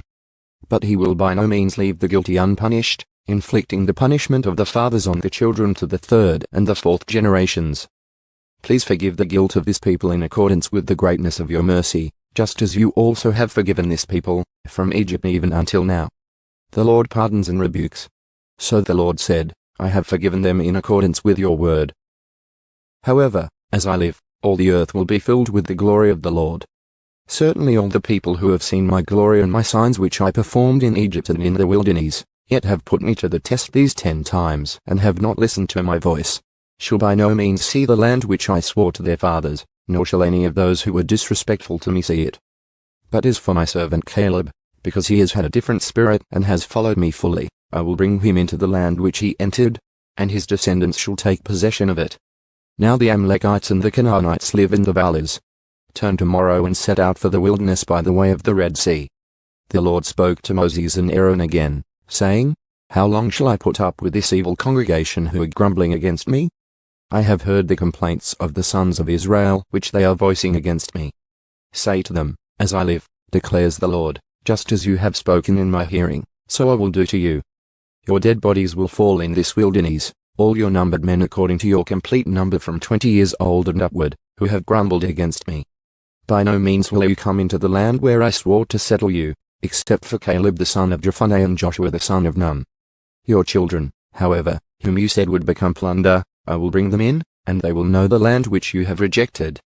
But as for you, your dead bodies will fall in this wilderness. Also, your sons will be shepherds in the wilderness for 40 years, and they will suffer for your unfaithfulness, until your bodies perish in the wilderness. In accordance with the number of days that you spied out the land, 40 days, for every day you shall suffer the punishment for your guilt a year, that is, 40 years, and you will know my opposition. I, the Lord, have spoken. I certainly will do this to all this evil congregation who are gathered together against me. They shall be worn out in this wilderness, and there they shall die. As for the men whom Moses sent to spy out the land, and who returned and lead all the congregation to grumble against him by bringing a bad report about the land, those men who brought the bad report of the land also died by a plague in the presence of the Lord. But Joshua the son of Nun and Caleb the son of Jephunneh remained alive out of those men who went to spy out the land. Israel repulsed. Now when Moses spoke these words to all the sons of Israel, the people mourned greatly. In the morning, however, they got up early and went up to the ridge of the hill country, saying, Here we are. And we will go up to the place which the Lord has promised, for we have sinned. But Moses said, Why then are you violating the command of the Lord, when doing so will not succeed? Do not go up, for the Lord is not among you, to prevent you from being defeated by your enemies. For the Amalekites and the Canaanites will be there to confront you, and you will fall by the sword, since you have turned back from following the Lord. And the Lord will not be with you. But they foolishly dared to go up to the ridge of the hill country. Neither the ark of the covenant of the Lord nor Moses left the camp. Then the Amalekites and the Canaanites who lived in that hill country came down, and struck them and scattered them as far as Hamath laws for Canaan. Now the Lord spoke to Moses, saying, Speak to the sons of Israel and say to them, When you enter the land where you are going to live, which I am giving you, and you make an offering by fire to the Lord, a burnt offering or a sacrifice to fulfill a special vow, or as a voluntary offering or at your appointed times, to make a soothing aroma to the Lord from the herd or from the flock, then the one who presents his offering shall present to the Lord a grain offering of 1/10 of an ephah of fine flour mixed with 1/4 of a hin of oil, and you shall prepare wine for the drink offering, 1/4 of a hin, with the burnt offering or for the sacrifice, for each lamb. Or for a ram you shall prepare as a grain offering 2/10 of an ephah of fine flour mixed with 1/3 of a hin of oil. And for the drink offering you shall offer 1/3 of a hin of wine as a soothing aroma to the Lord. And when you prepare a bull as a burnt offering or a sacrifice, to fulfill a special vow, or for peace offerings to the Lord, then you shall offer with the bull a grain offering of 3/10 of an ephah of fine flour mixed with 1/2 a hin of oil. And you shall offer as the drink offering 1/2 a hin of wine as an offering by fire, as a soothing aroma to the Lord. This is how it shall be done for each ox, or for each ram, or for each of the male lambs, or of the goats. According to the number that you prepare, so you shall do for each one according to their number. Everyone who is a native shall do these things in this way, in presenting an offering by fire as a soothing aroma to the Lord. Law for the stranger. Now if a stranger resides among you, or one who may be among you throughout your generations, and he wants to make an offering by fire, as a soothing aroma to the Lord, just as you do so shall he do. As for the assembly, there shall be one statute for you and for the stranger who resides among you, a permanent statute throughout your generations. As you are, so shall the stranger be before the Lord. There is to be one law and one ordinance for you and for the stranger who resides with you. Then the Lord spoke to Moses, saying, Speak to the sons of Israel and say to them, When you enter the land where I am bringing you, then it shall be, that when you eat from the food of the land, you shall lift up an offering to the Lord. Of the first of your dough you shall lift up a loaf as an offering of the threshing floor, so you shall lift it up. From the first of your dough you shall give to the Lord an offering throughout your generations. But when you unintentionally do wrong and fail to comply with all these commandments which the Lord had spoken to Moses, that is, all that the Lord has commanded you through Moses from the day that the Lord gave commandments and onward, throughout your generations.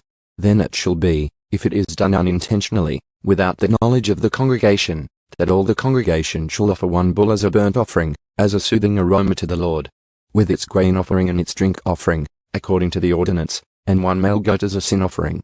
Then the priest shall make atonement for all the congregation of the sons of Israel, and they will be forgiven.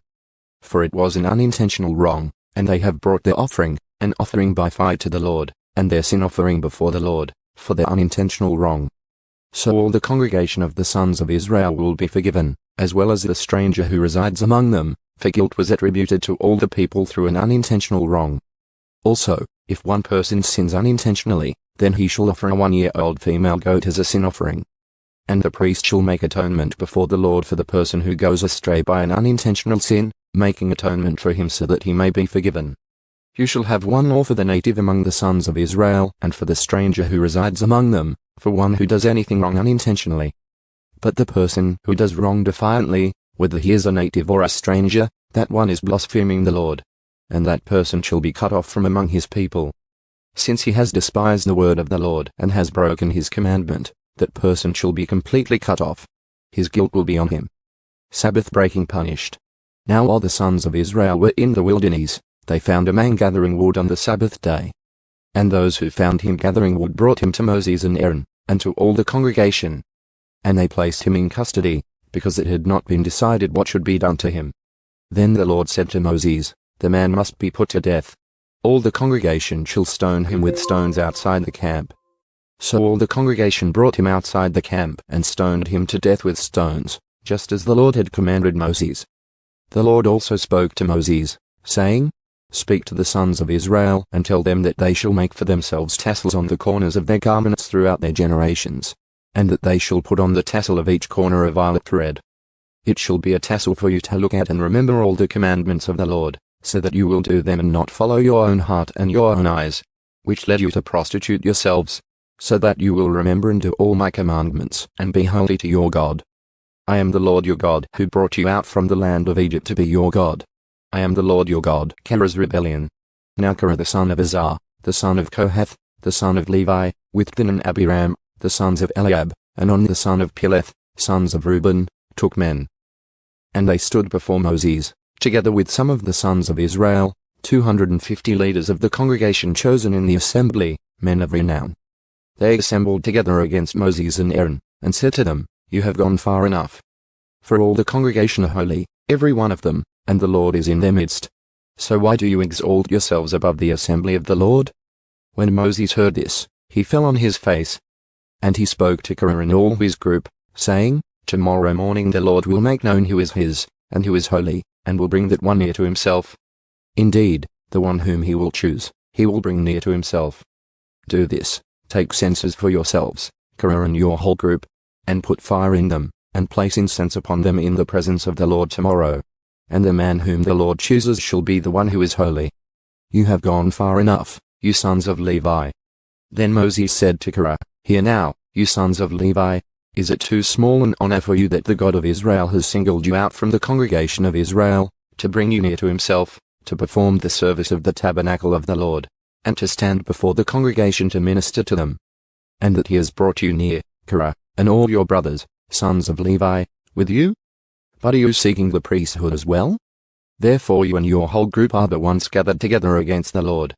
But as for Aaron, who is he, that you grumble against him? Then Moses sent a summons to Dathan and Abiram, the sons of Eliab.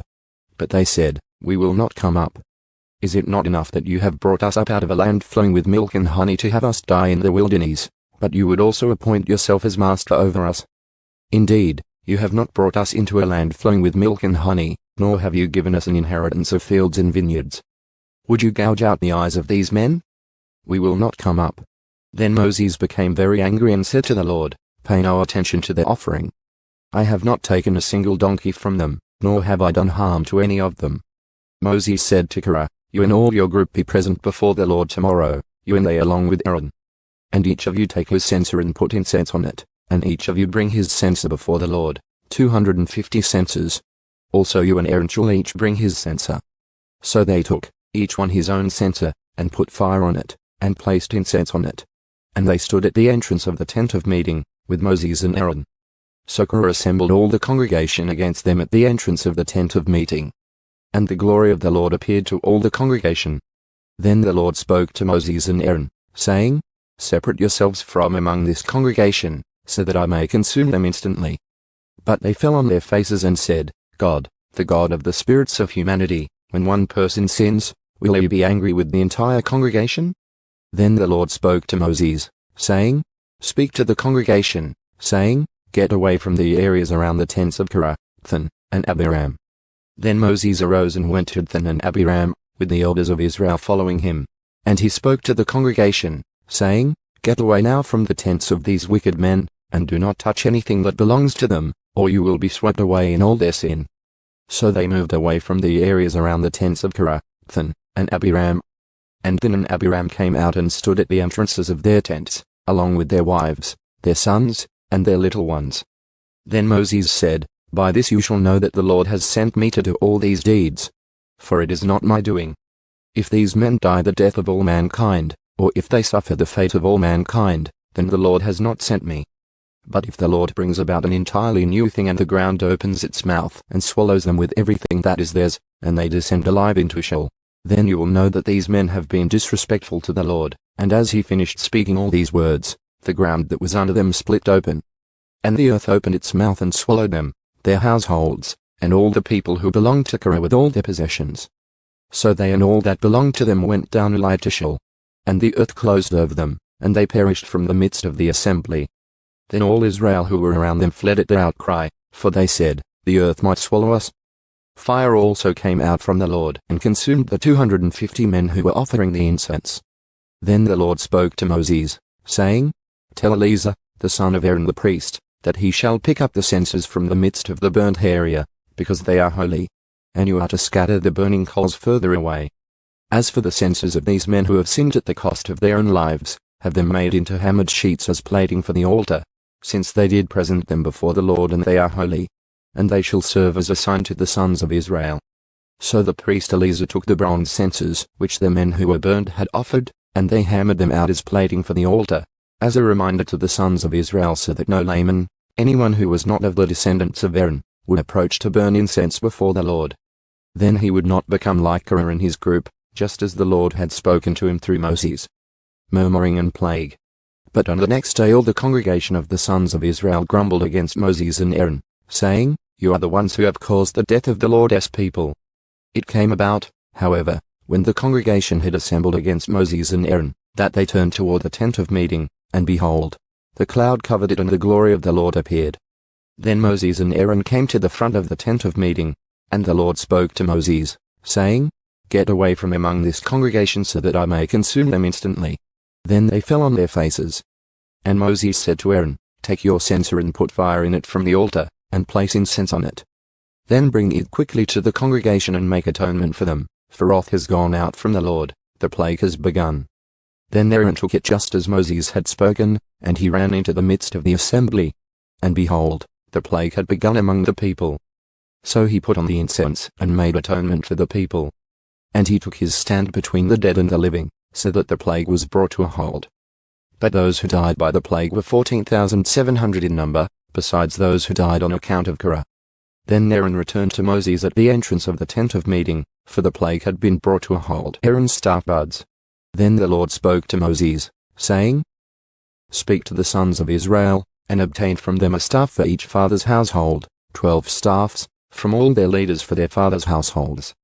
You shall write each man's name on his staff, and write Aaron's name on the staff of Levi, for there is to be one staff for the head of each of their fathers' households. You shall then leave them in the tent of meeting in front of the testimony, where I meet with you. And it will come about that the staff of the man whom I choose will sprout. So I will relieve myself of the grumblings of the sons of Israel, who are grumbling against you. So Moses spoke to the sons of Israel, and all their leaders gave him a staff, one for each leader, for their fathers' households, 12 staffs in all, with the staff of Aaron among their staffs. Then Moses left the staffs before the Lord in the tent of the testimony. Now on the next day Moses went into the tent of the testimony. And behold, Aaron's staff for the house of Levi had sprouted and produced buds and bloomed with blossoms, and it yielded ripe almonds.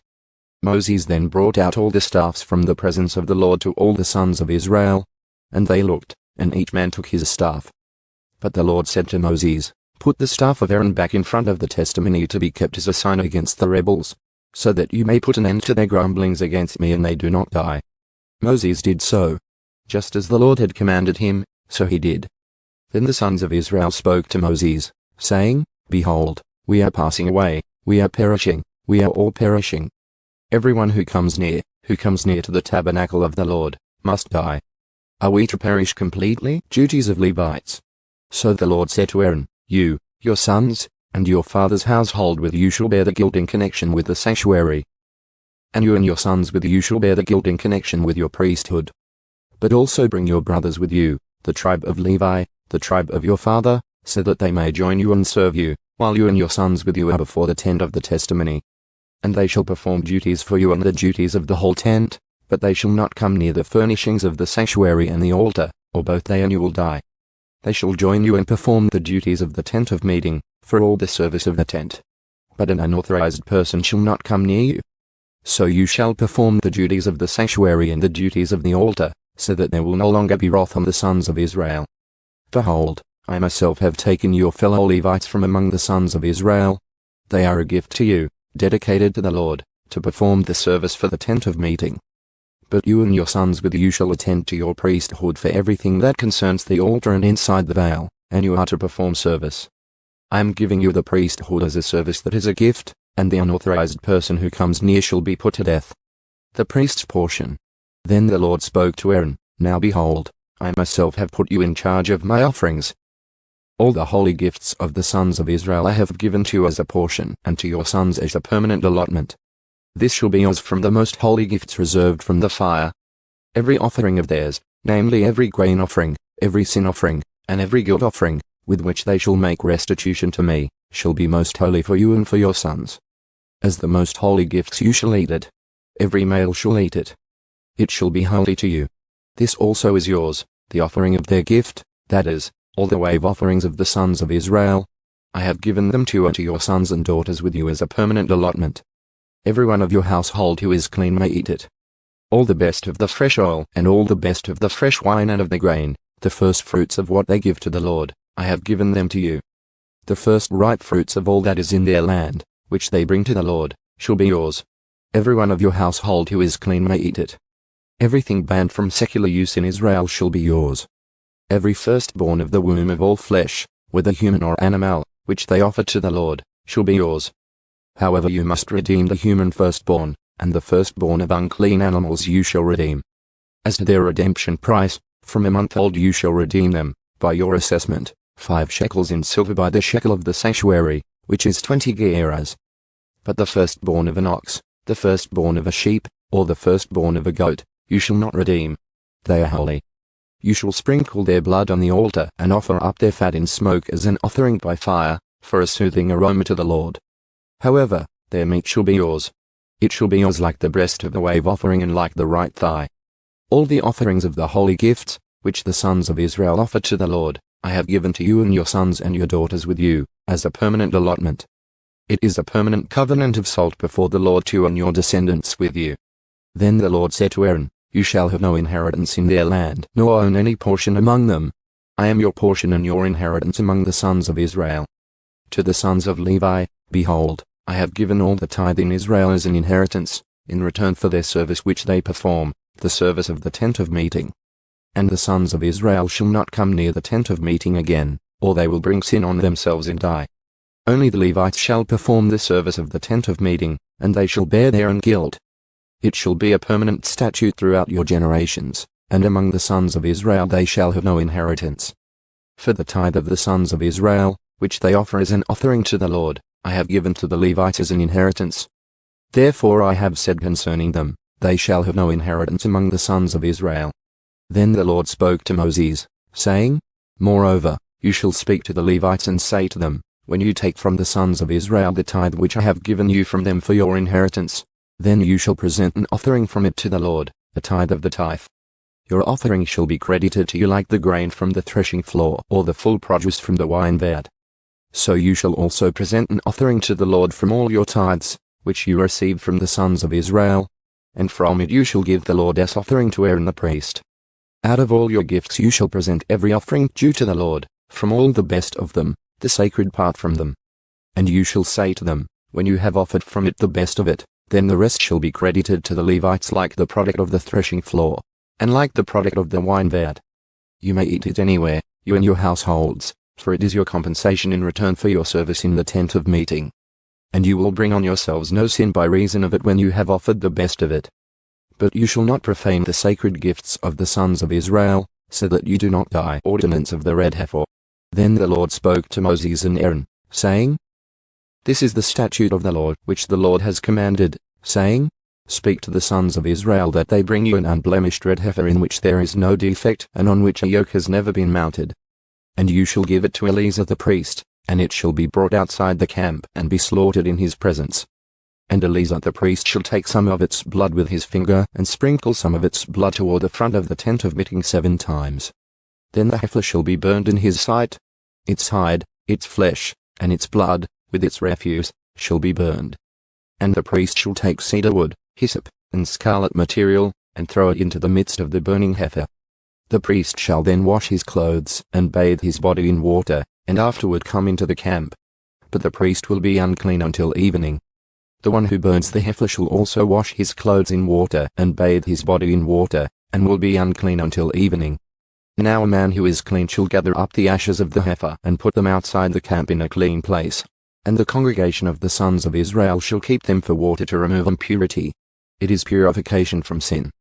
And the one who gathers the ashes of the heifer shall wash his clothes and will be unclean until evening. And it shall be a permanent statute for the sons of Israel and for the stranger who resides among them. The one who touches the dead body of any person will also be unclean for 7 days. That one shall purify himself with the water on the 3rd day and on the 7th day, and then he will be clean. But if he does not purify himself on the 3rd day and on the 7th day, he will not be clean. Anyone who touches a dead body, the body of a person who has died, and does not purify himself, defiles the tabernacle of the Lord. And that person shall be cut off from Israel. Since the water for impurity was not sprinkled on him, he will be unclean. His uncleanness is still on him. This is the law when a person dies in a tent. Everyone who comes into the tent and everyone who is in the tent will be unclean for 7 days. And every open container, which has no cover tied down on it, will be unclean. Also, anyone who in the open field touches one who has been killed with a sword or one who has died naturally, or touches a human bone or a grave, will be unclean for 7 days. Then for the unclean person they shall take some of the ashes of the burnt purification from sin, and running water shall be added to them in a container. And the clean person shall take hyssop and dip it in the water, and sprinkle it on the tent, on all the furnishings, on the persons who were there, and on the one who touched the bone or the one who was killed or the one who died naturally, or the grave. Then the clean person shall sprinkle on the unclean on the 3rd day and on the 7th day. And on the 7th day he shall purify him, and he shall wash his clothes and bathe himself in water and will be clean by evening. But the person who is unclean and does not purify himself, that person shall be cut off from the midst of the assembly, because he has defiled the sanctuary of the Lord. The water for impurity has not been sprinkled on him, so he is unclean. So it shall be a permanent statute for them. And the one who sprinkles the water for impurity shall wash his clothes, and the one who touches the water for impurity will be unclean until evening. Furthermore, anything that the unclean person touches will be unclean, and the person who touches it will be unclean until evening. Death of Miriam. Then the sons of Israel, the whole congregation, came to the wilderness of Zin in the 1st month. And the people stayed at Kadesh. Now Miriam died there and was buried there. There was no water for the congregation, and they assembled against Moses and Aaron. Then the people argued with Moses and spoke, saying, If only we had perished when our brothers perished before the Lord. Why then have you brought the Lord's assembly into this wilderness, for us and our livestock to die here? Why did you make us come up from Egypt, to bring us into this wretched place? It is not a place of grain or figs or vines or pomegranates, nor is there water to drink. Then Moses and Aaron came in from the presence of the assembly to the entrance of the tent of meeting and fell on their faces. And the glory of the Lord appeared to them. Then the Lord spoke to Moses, saying, The waters of Meribah. Take the staff, and you and your brother Aaron assemble the congregation and speak to the rock before their eyes, that it shall yield its water. So you shall bring water for them out of the rock, and have the congregation and their livestock drink. So Moses took the staff from before the Lord, just as he had commanded him.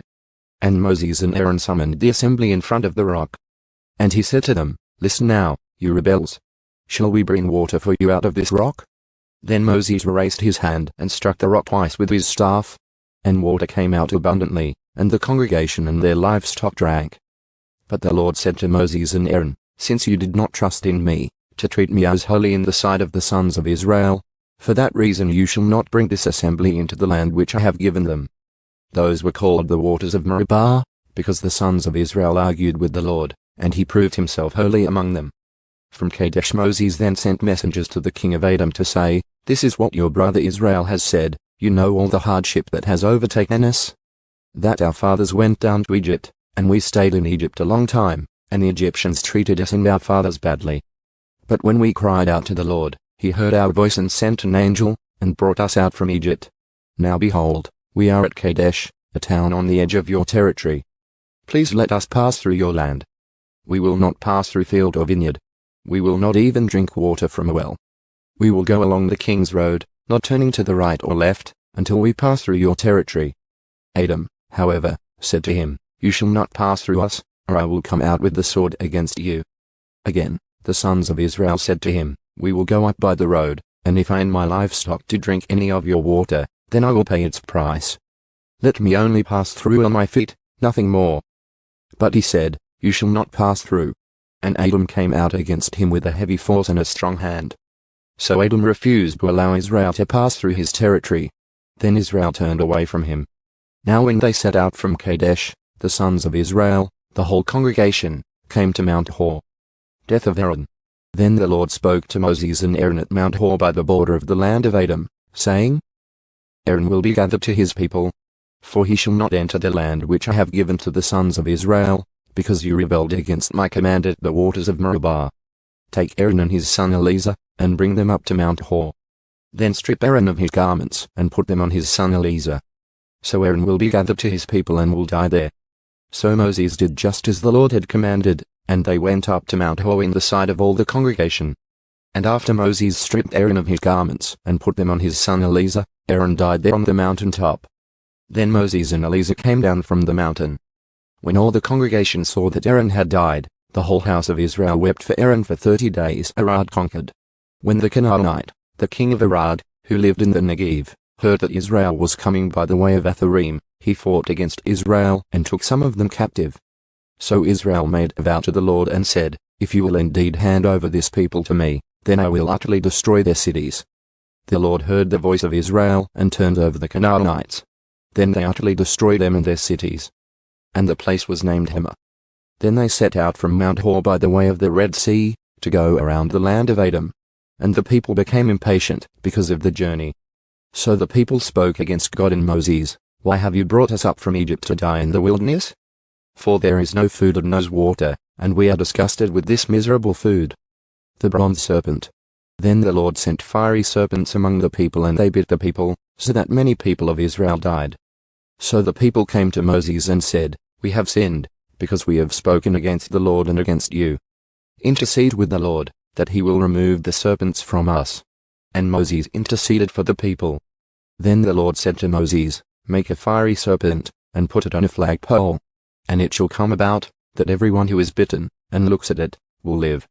So Moses made a bronze serpent, and put it on the flagpole. And it came about, that if a serpent bit someone, and he looked at the bronze serpent, he lived. Now the sons of Israel moved out and camped in Oboth. Then they journeyed from Oboth, and camped at Abarim, in the wilderness which is opposite Moab, to the east. From there they set out and camped in Wadi-Zed. From there they journeyed and camped on the other side of the Arnon, which is in the wilderness that comes out of the border of the Amorites. For the Arnon is the border of Moab, between Moab and the Amorites. For that reason it is said in the book of the wars of the Lord, Waheb in Sapar, and the waters of the Arnon, and the slope of the waters that extends to the side of and leans to the border of Moab. From there they continued to Beer, that is the well where the Lord said to Moses, "Assemble the people, that I may give them water." Then Israel sang this song, "Spring up, O well. Sing to it.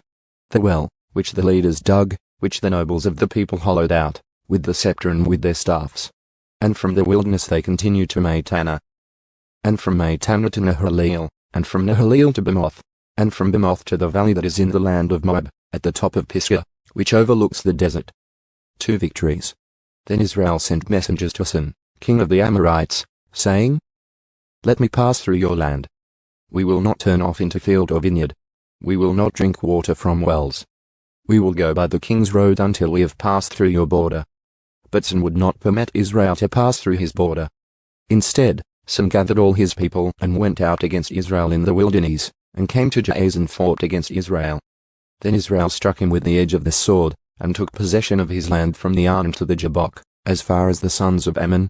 For the border of the sons of Ammon was Jazer. Israel took all these cities, and Israel lived in all the cities of the Amorites, in Heshbon and in all her villages.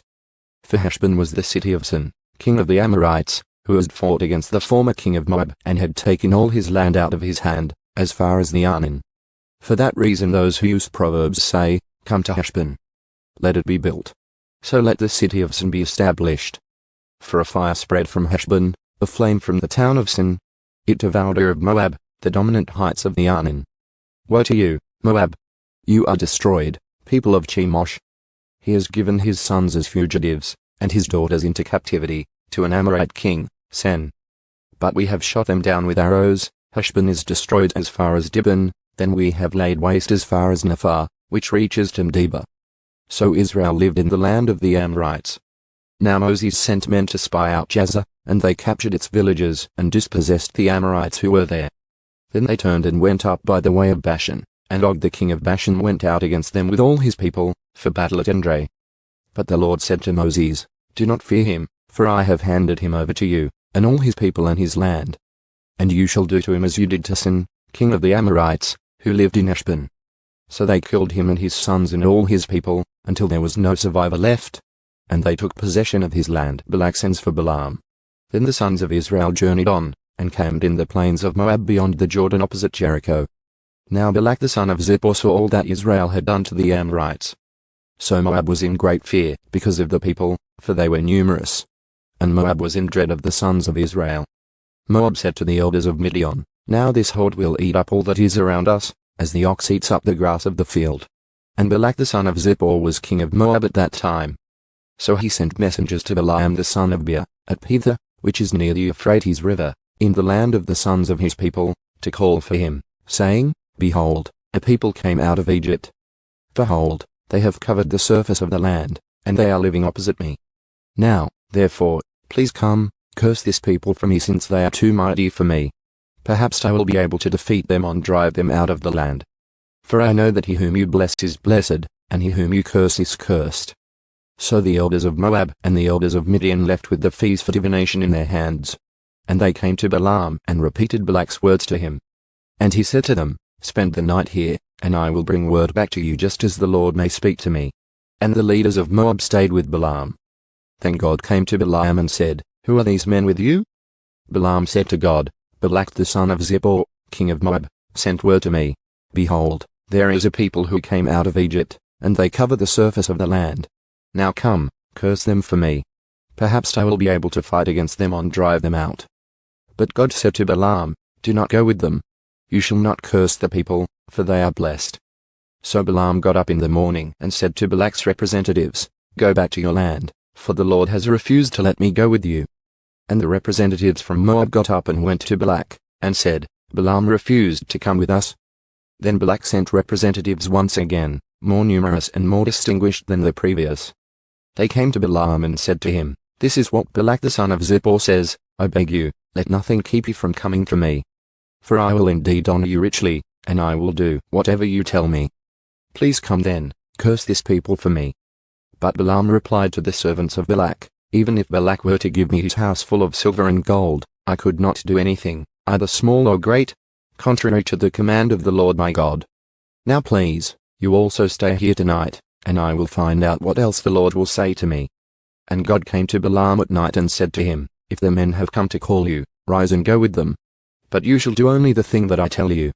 So Balaam arose in the morning, saddled his donkey, and went with the leaders of Moab, the angel and Balaam. But God was angry that he was going, and the angel of the Lord took his stand in the road as an adversary against him. Now he was riding on his donkey, and his 2 servants were with him. When the donkey saw the angel of the Lord standing in the road with his sword drawn in his hand, the donkey turned off from the road and went into the field. And Balaam struck the donkey to guide her back onto the road. Then the angel of the Lord stood in a narrow path of the vineyards, with a stone wall on this side and on that side. When the donkey saw the angel of the Lord, she pressed herself against the wall and pressed Balaam's foot against the wall, so he struck her again. Then the angel of the Lord went further, and stood in a narrow place where there was no way to turn to the right or to the left. When the donkey saw the angel of the Lord, she lay down under Balaam. So Balaam was angry and struck the donkey with his staff. Then the Lord opened the mouth of the donkey, and she said to Balaam, "What have I done to you, that you have struck me these 3 times? And Balaam said to the donkey, "It is because you have made a mockery of me. If only there has been a sword in my hand, for I would have killed you by now." But the donkey said to Balaam, "Am I not your donkey on which you have ridden all your life to this day? Have I ever been in the habit of doing such a thing to you?" And he said, "No." Then the Lord opened Balaam's eyes, and he saw the angel of the Lord standing in the way with his sword drawn in his hand. And he bowed all the way to the ground. Then the angel of the Lord said to him, "Why have you struck your donkey these 3 times? Behold, I have come out as an adversary, because your way was reckless and contrary to me. But the donkey saw me and turned away from me these 3 times. If she had not turned away from me, I certainly would have killed you just now, and let her live." So Balaam said to the angel of the Lord, "I have sinned, for I did not know that you were standing in the way against me. Now then, if it is displeasing to you, I will turn back." But the angel of the Lord said to Balaam, "Go with the men, but you shall speak only the word that I tell you." So Balaam went along with the representatives of Balak. When Balak heard that Balaam was coming, he went out to meet him at the city of Moab, which is on the Arnon border, at the extreme end of the border. Then Balak said to Balaam, "Did I not urgently send word to you to call for you? Why did you not come to me? Am I really unable to honor you?" So Balaam said to Balak, "Behold, I have come to you now. Am I really able to speak anything? The word that God puts in my mouth, that only shall I speak." And Balaam went with Balak, and they came to Kiriath-Huzoth. Balak sacrificed oxen and sheep, and sent some to Balaam and the leaders who were with him. Then it came about in the morning that Balak took Balaam and brought him up to the high places of Baal, and he saw from there a portion of the people the prophecies of Balaam. Then Balaam said to Balak, "Build 7 altars for me here, and prepare 7 bulls and 7 rams for me here." Balak did just as Balaam had spoken, and Balak and Balaam offered up a bull and a ram on each altar. Then Balaam said to Balak, "Stand beside your burnt offering, and I will go. Perhaps the Lord will come to meet me, and whatever he shows me I will tell you." So he went to a bare hill. Now God met with Balaam, and he said to him, "I have set up the 7 altars, and I have offered up a bull and a ram on each altar." Then the Lord put a word in Balaam's mouth and said, "Return to Balak, and this is what you shall speak." So he returned to him, and behold, he was standing beside his burnt offering, he and all the leaders of Moab. And he took up his discourse and said, "From Aram Balak has brought me, Moab's king from the mountains of the east, saying, Come, declare Jacob cursed for me, and come, curse Israel. How am I to put a curse on him upon whom God has not put a curse? And how am I to curse him whom the Lord has not cursed? For I see him from the top of the rocks, and I look at him from the hills. Behold, a people that lives in isolation, and does not consider itself to be among the nations. Who has counted the dust of Jacob, or the number of the 4th part of Israel? May I die the death of the upright, and may my end be like his." Then Balak said to Balaam, "What have you done to me?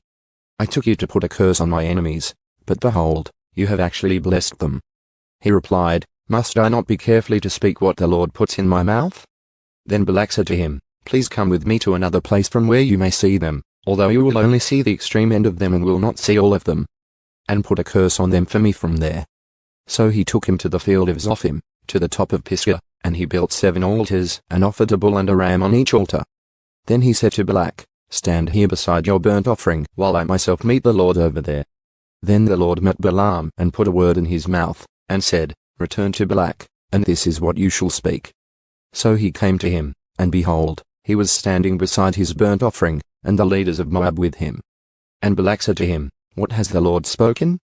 Then he took up his discourse and said, "Arise, Balak, and hear. Listen to me, son of Zippor. God is not a man, that he would lie, nor a son of man, that he would change his mind. Has he said, and will he not do it? Or has he spoken, and will he not make it good? Behold, I have received a command to bless. When he has blessed, I cannot revoke it. He has not looked at misfortune in Jacob, nor has he seen trouble in Israel. The Lord his God is with him, and the joyful shout of a king is among them.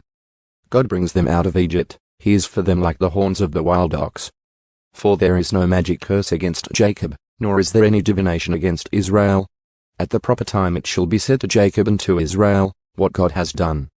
Behold, a people rises like a lioness, and like a lion it raises itself. It will not lie down until it devours the prey, and drinks the blood of those slain. Then Balak said to Balaam, do not curse them at all nor bless them at all. But Balaam replied to Balak, did I not tell you, whatever the Lord speaks, I must do?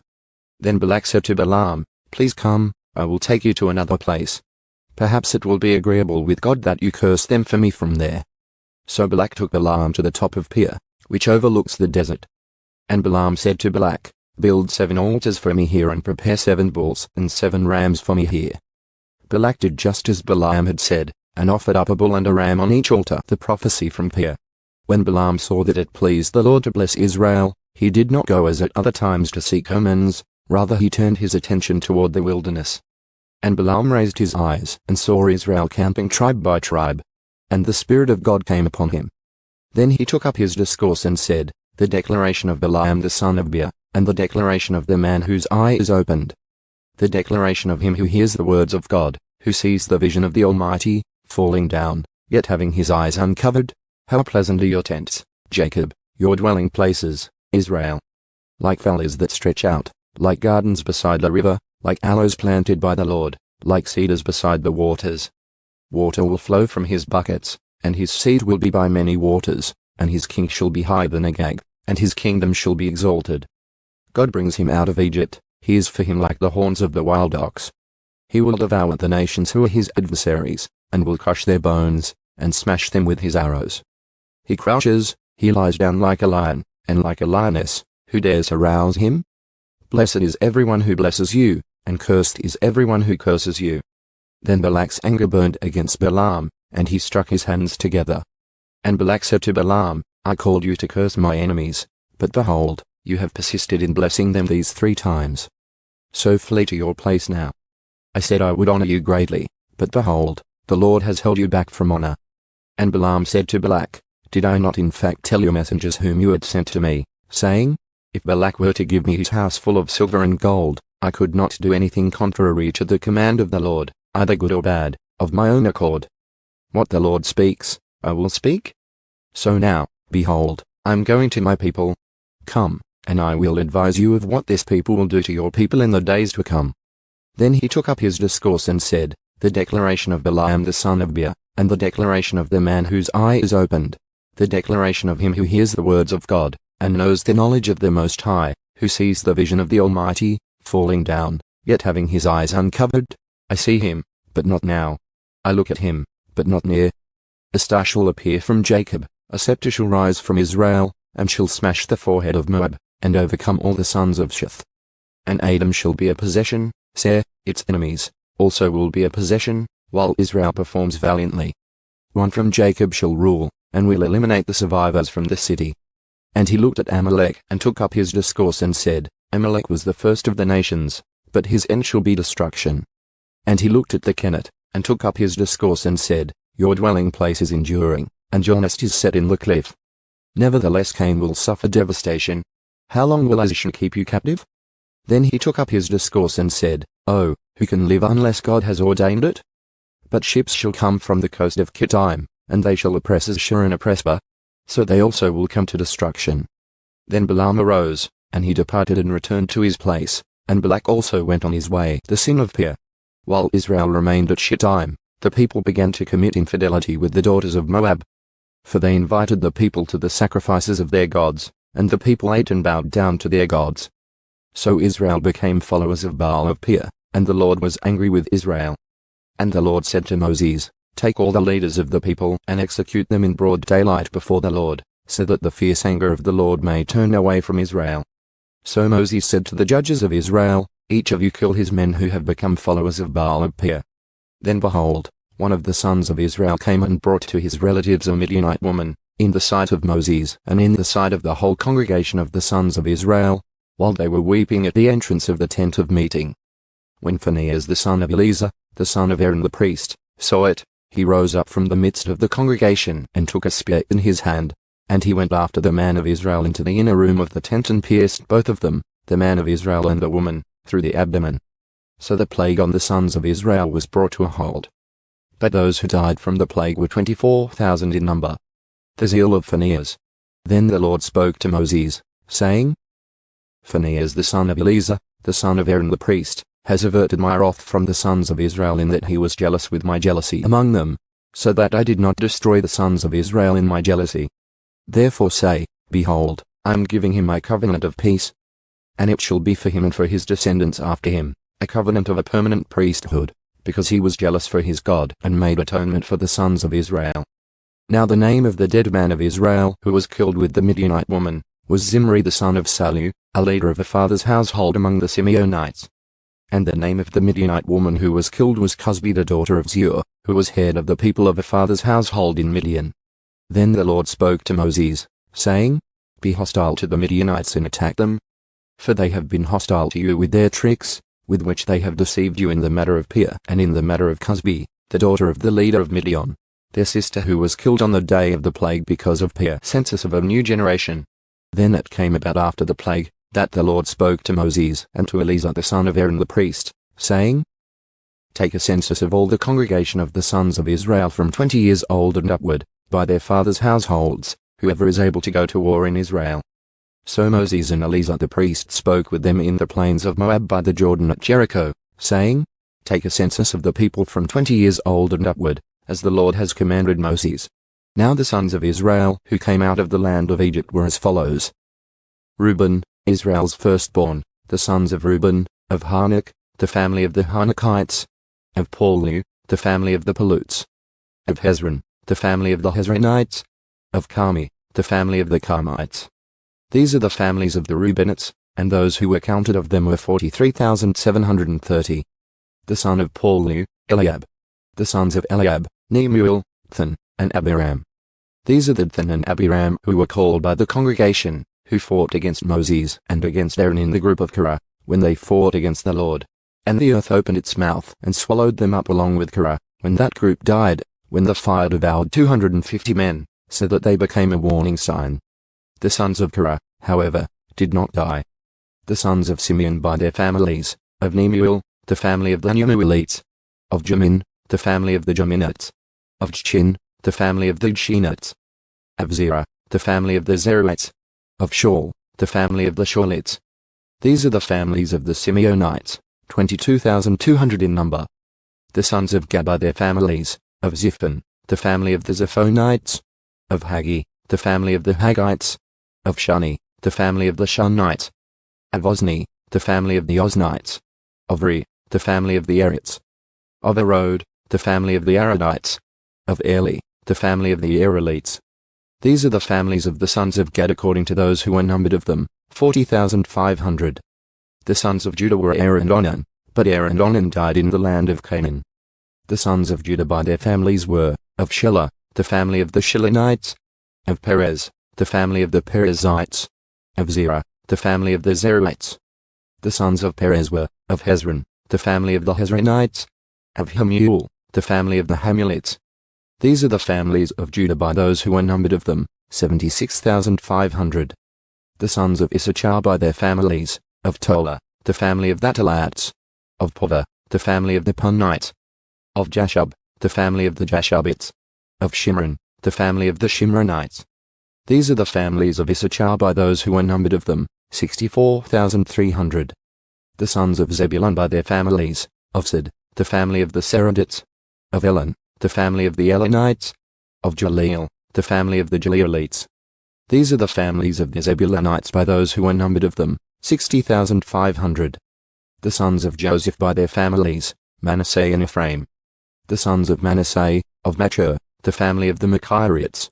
And Machir fathered Gilead, of Gilead, the family of the Gileadites.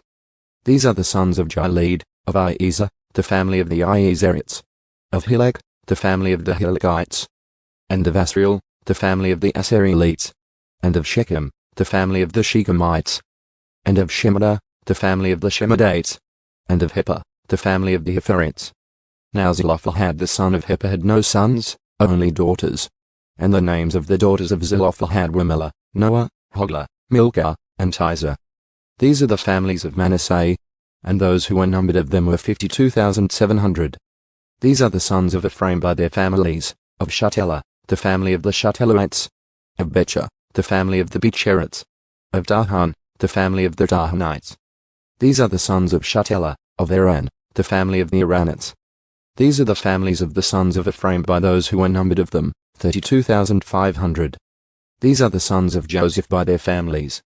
The sons of Benjamin by their families, of Bela, the family of the Belats, of Ishbel, the family of the Ashbelites, of Ahiram, the family of the Ahiramites, of Shepham, the family of the Shephamites, of Huppim, the family of the Huppimites. The sons of Bela were Ard and Naaman, of Ard, the family of the Ardites, of Naaman, the family of the Naamites. These are the sons of Benjamin by their families, and those who were numbered of them were 45,600. These are the sons of Dan by their families, of Shuham, the family of the Shuhamites. These are the families of Dan by their families. All the families of the Shuhamites, by those who were numbered of them, were 64,400.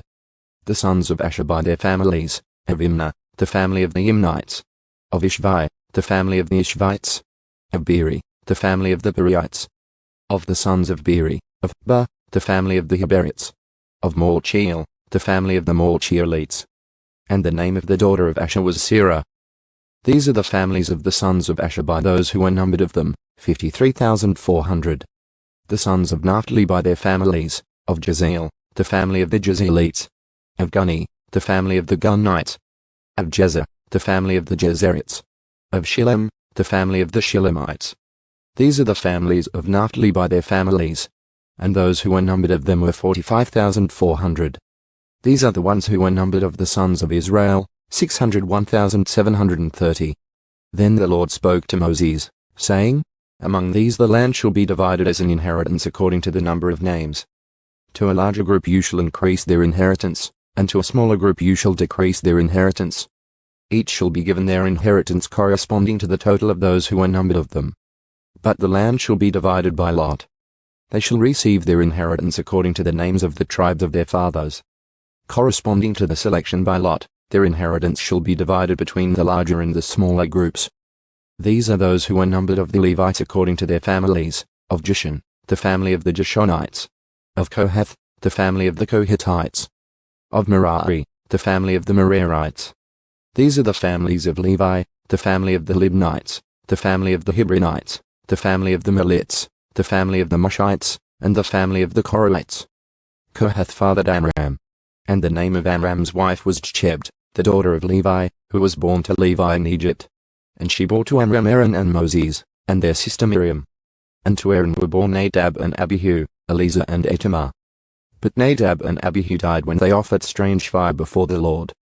Those who were numbered of them were 23,000, every male from a month old and upward. For they were not numbered among the sons of Israel, since no inheritance was given to them among the sons of Israel. These are the ones who were numbered by Moses and Eleazar the priest, who numbered the sons of Israel in the plains of Moab by the Jordan at Jericho. But among these there was not a man of those who were numbered by Moses and Aaron the priest, who numbered the sons of Israel in the wilderness of Sinai. For the Lord had said of them, They shall certainly die in the wilderness. And not a man was left of them, except Caleb the son of Jephunneh and Joshua the son of Nun, a law of inheritance. Then the daughters of Zelophehad, the son of Heper, the son of Gilead, the son of Machir, the son of Manasseh, of the families of Manasseh the son of Joseph, came forward. And these are the names of his daughters, Milcah, Noah, Hoglah, Milcah, and Tirzah. They stood before Moses, before Eleazar the priest, before the leaders, and all the congregation at the entrance of the tent of meeting, saying, Our father died in the wilderness, yet he was not among the group of those who gathered together against the Lord, in the group of Korah. But he died in his own sin, and he had no sons. Why should the name of our father be withdrawn from among his family simply because he had no son? Give us property among our father's brothers. So Moses brought their case before the Lord. Then the Lord said to Moses, The daughters of Zelophehad are right about their statements. you shall certainly give them hereditary property among their father's brothers, and you shall transfer the inheritance of their father to them. Further, you shall speak to the sons of Israel, saying, if a man dies and has no son, then you shall transfer his inheritance to his daughter. And if he has no daughter, then you shall give his inheritance to his brothers. If he has no brothers, then you shall give his inheritance to his father's brothers. And if his father has no brothers, then you shall give his inheritance to his nearest relative in his own family, and he shall take possession of it. And it shall be a statutory ordinance to the sons of Israel, just as the Lord has commanded Moses. Then the Lord said to Moses, Go up to this mountain of Abarim, and see the land which I have given to the sons of Israel. When you have seen it, you too will be gathered to your people, just as Aaron your brother was. For in the wilderness of Zin, during the strife of the congregation, you rebelled against my command to treat me as holy before their eyes at the water. These are the waters of Meribah of Kadesh in the wilderness of Zin. Joshua to succeed Moses.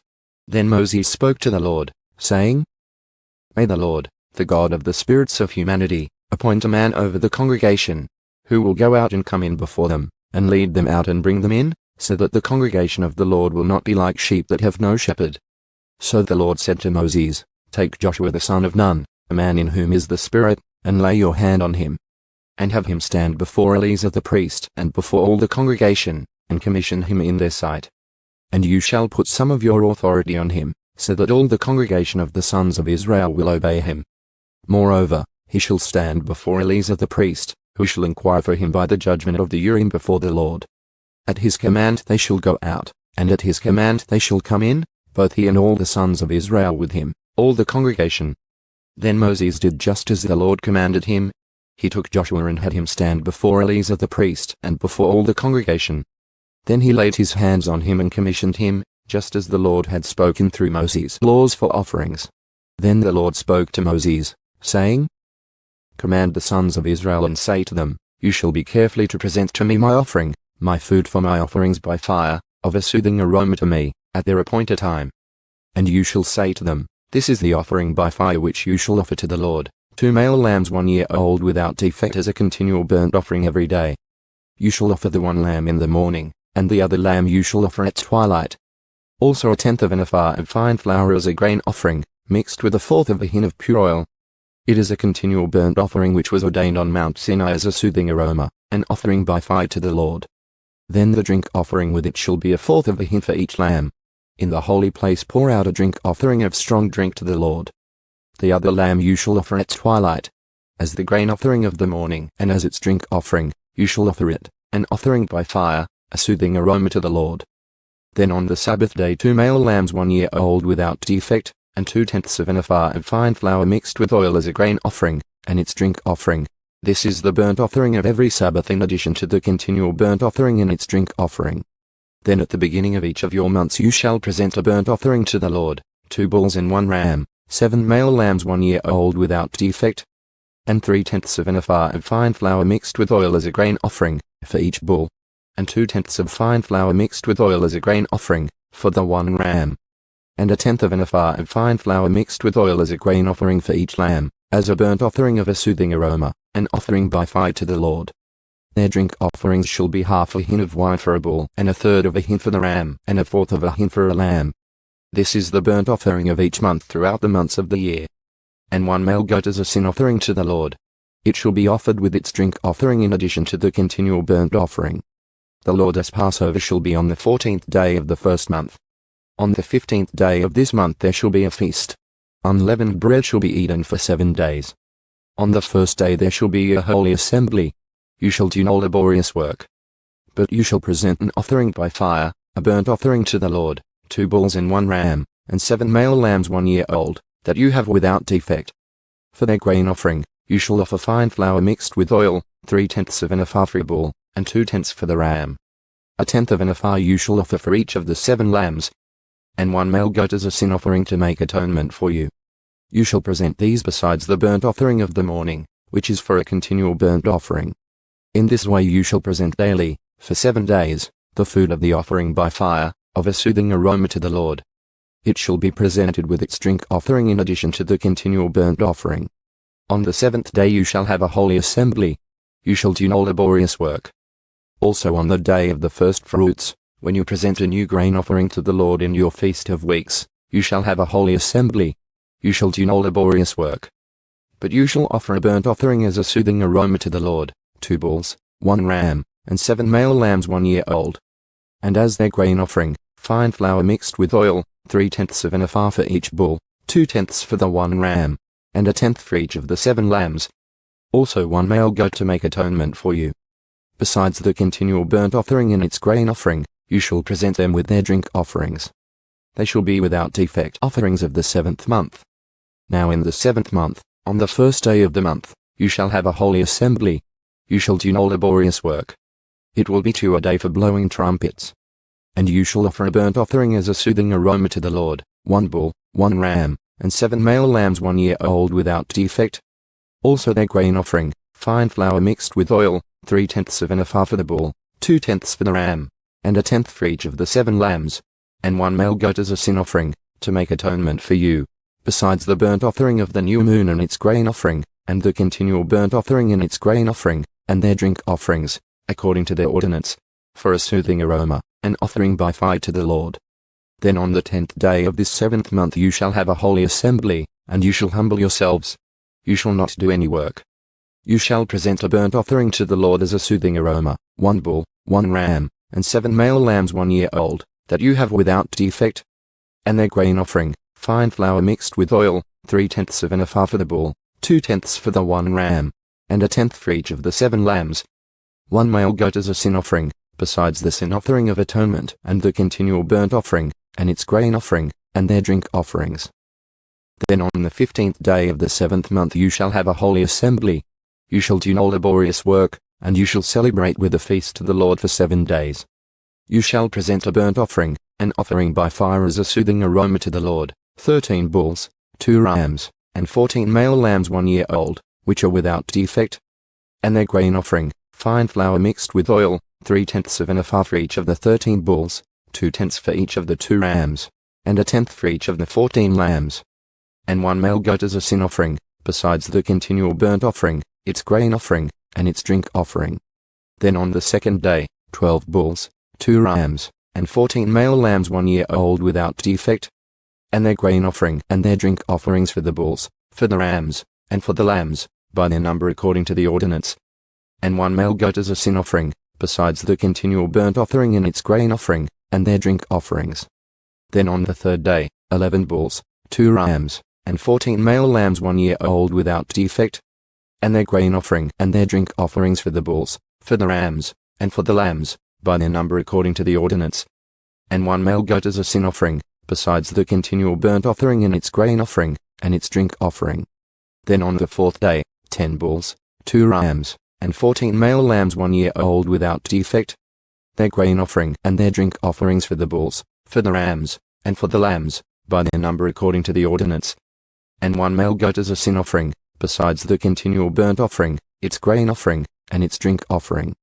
Then on the 5th day, 9 bulls, 2 rams, and 14 male lambs 1 year old without defect. And their grain offering, and their drink offerings for the bulls, for the rams, and for the lambs, by their number according to the ordinance. And 1 male goat as a sin offering, besides the continual burnt offering and its grain offering, and its drink offering. Then on the 6th day, 8 bulls, 2 rams, and 14 male lambs 1 year old without defect. And their grain offering, and their drink offerings for the bulls, for the rams, and for the lambs, by their number according to the ordinance.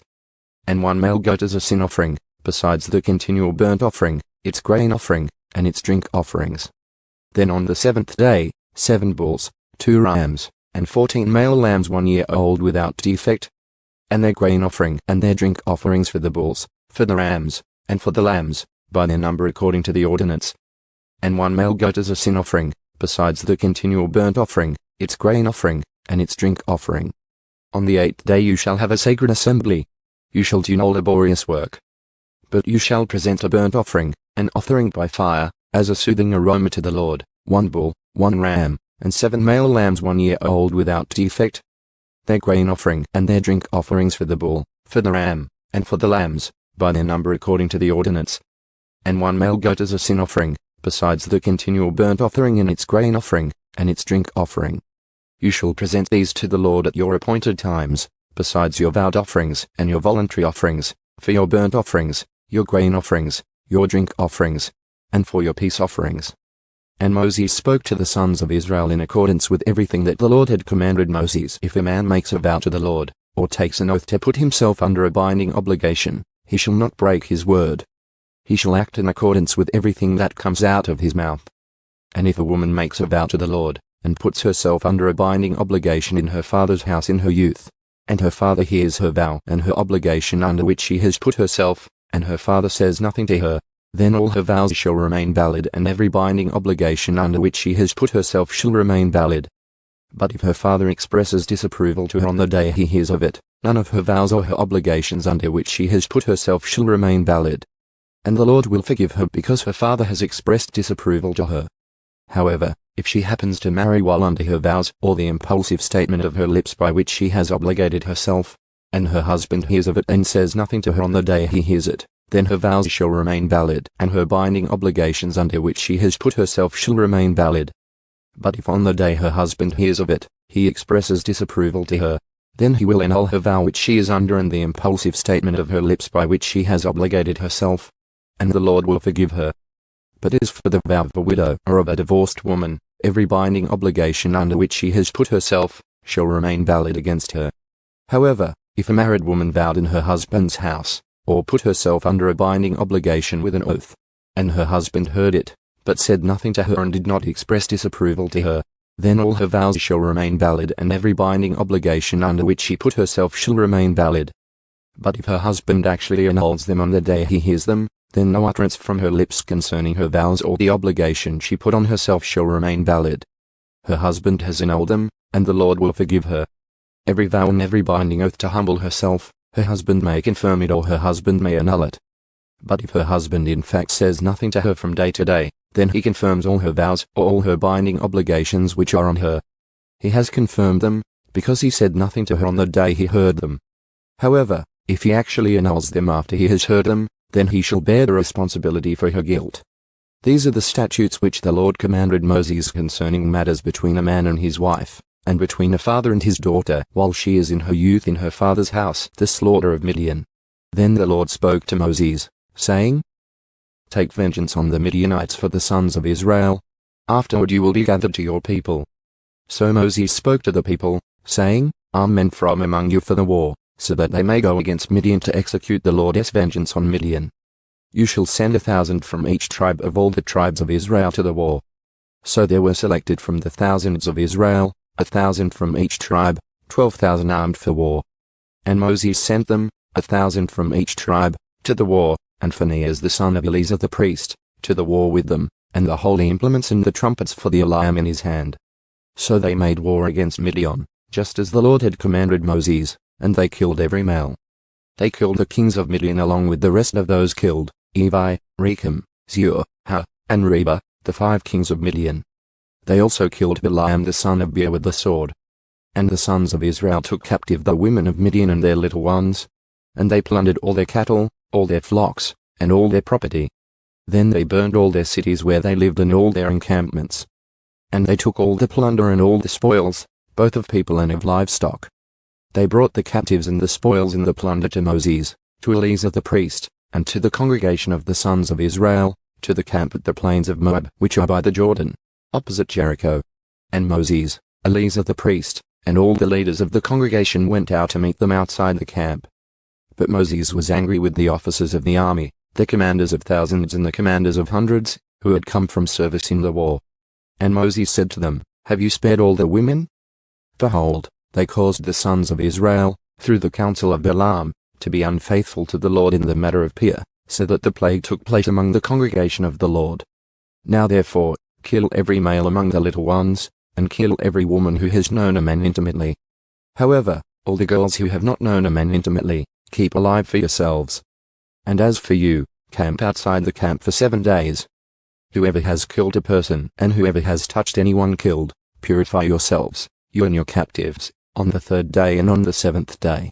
And you shall purify for yourselves every garment, every article of leather, every work of goat's hair, and every article of wood. Then Eleazar the priest said to the men of war who had gone to battle, This is the statute of the Lord which the Lord has commanded Moses.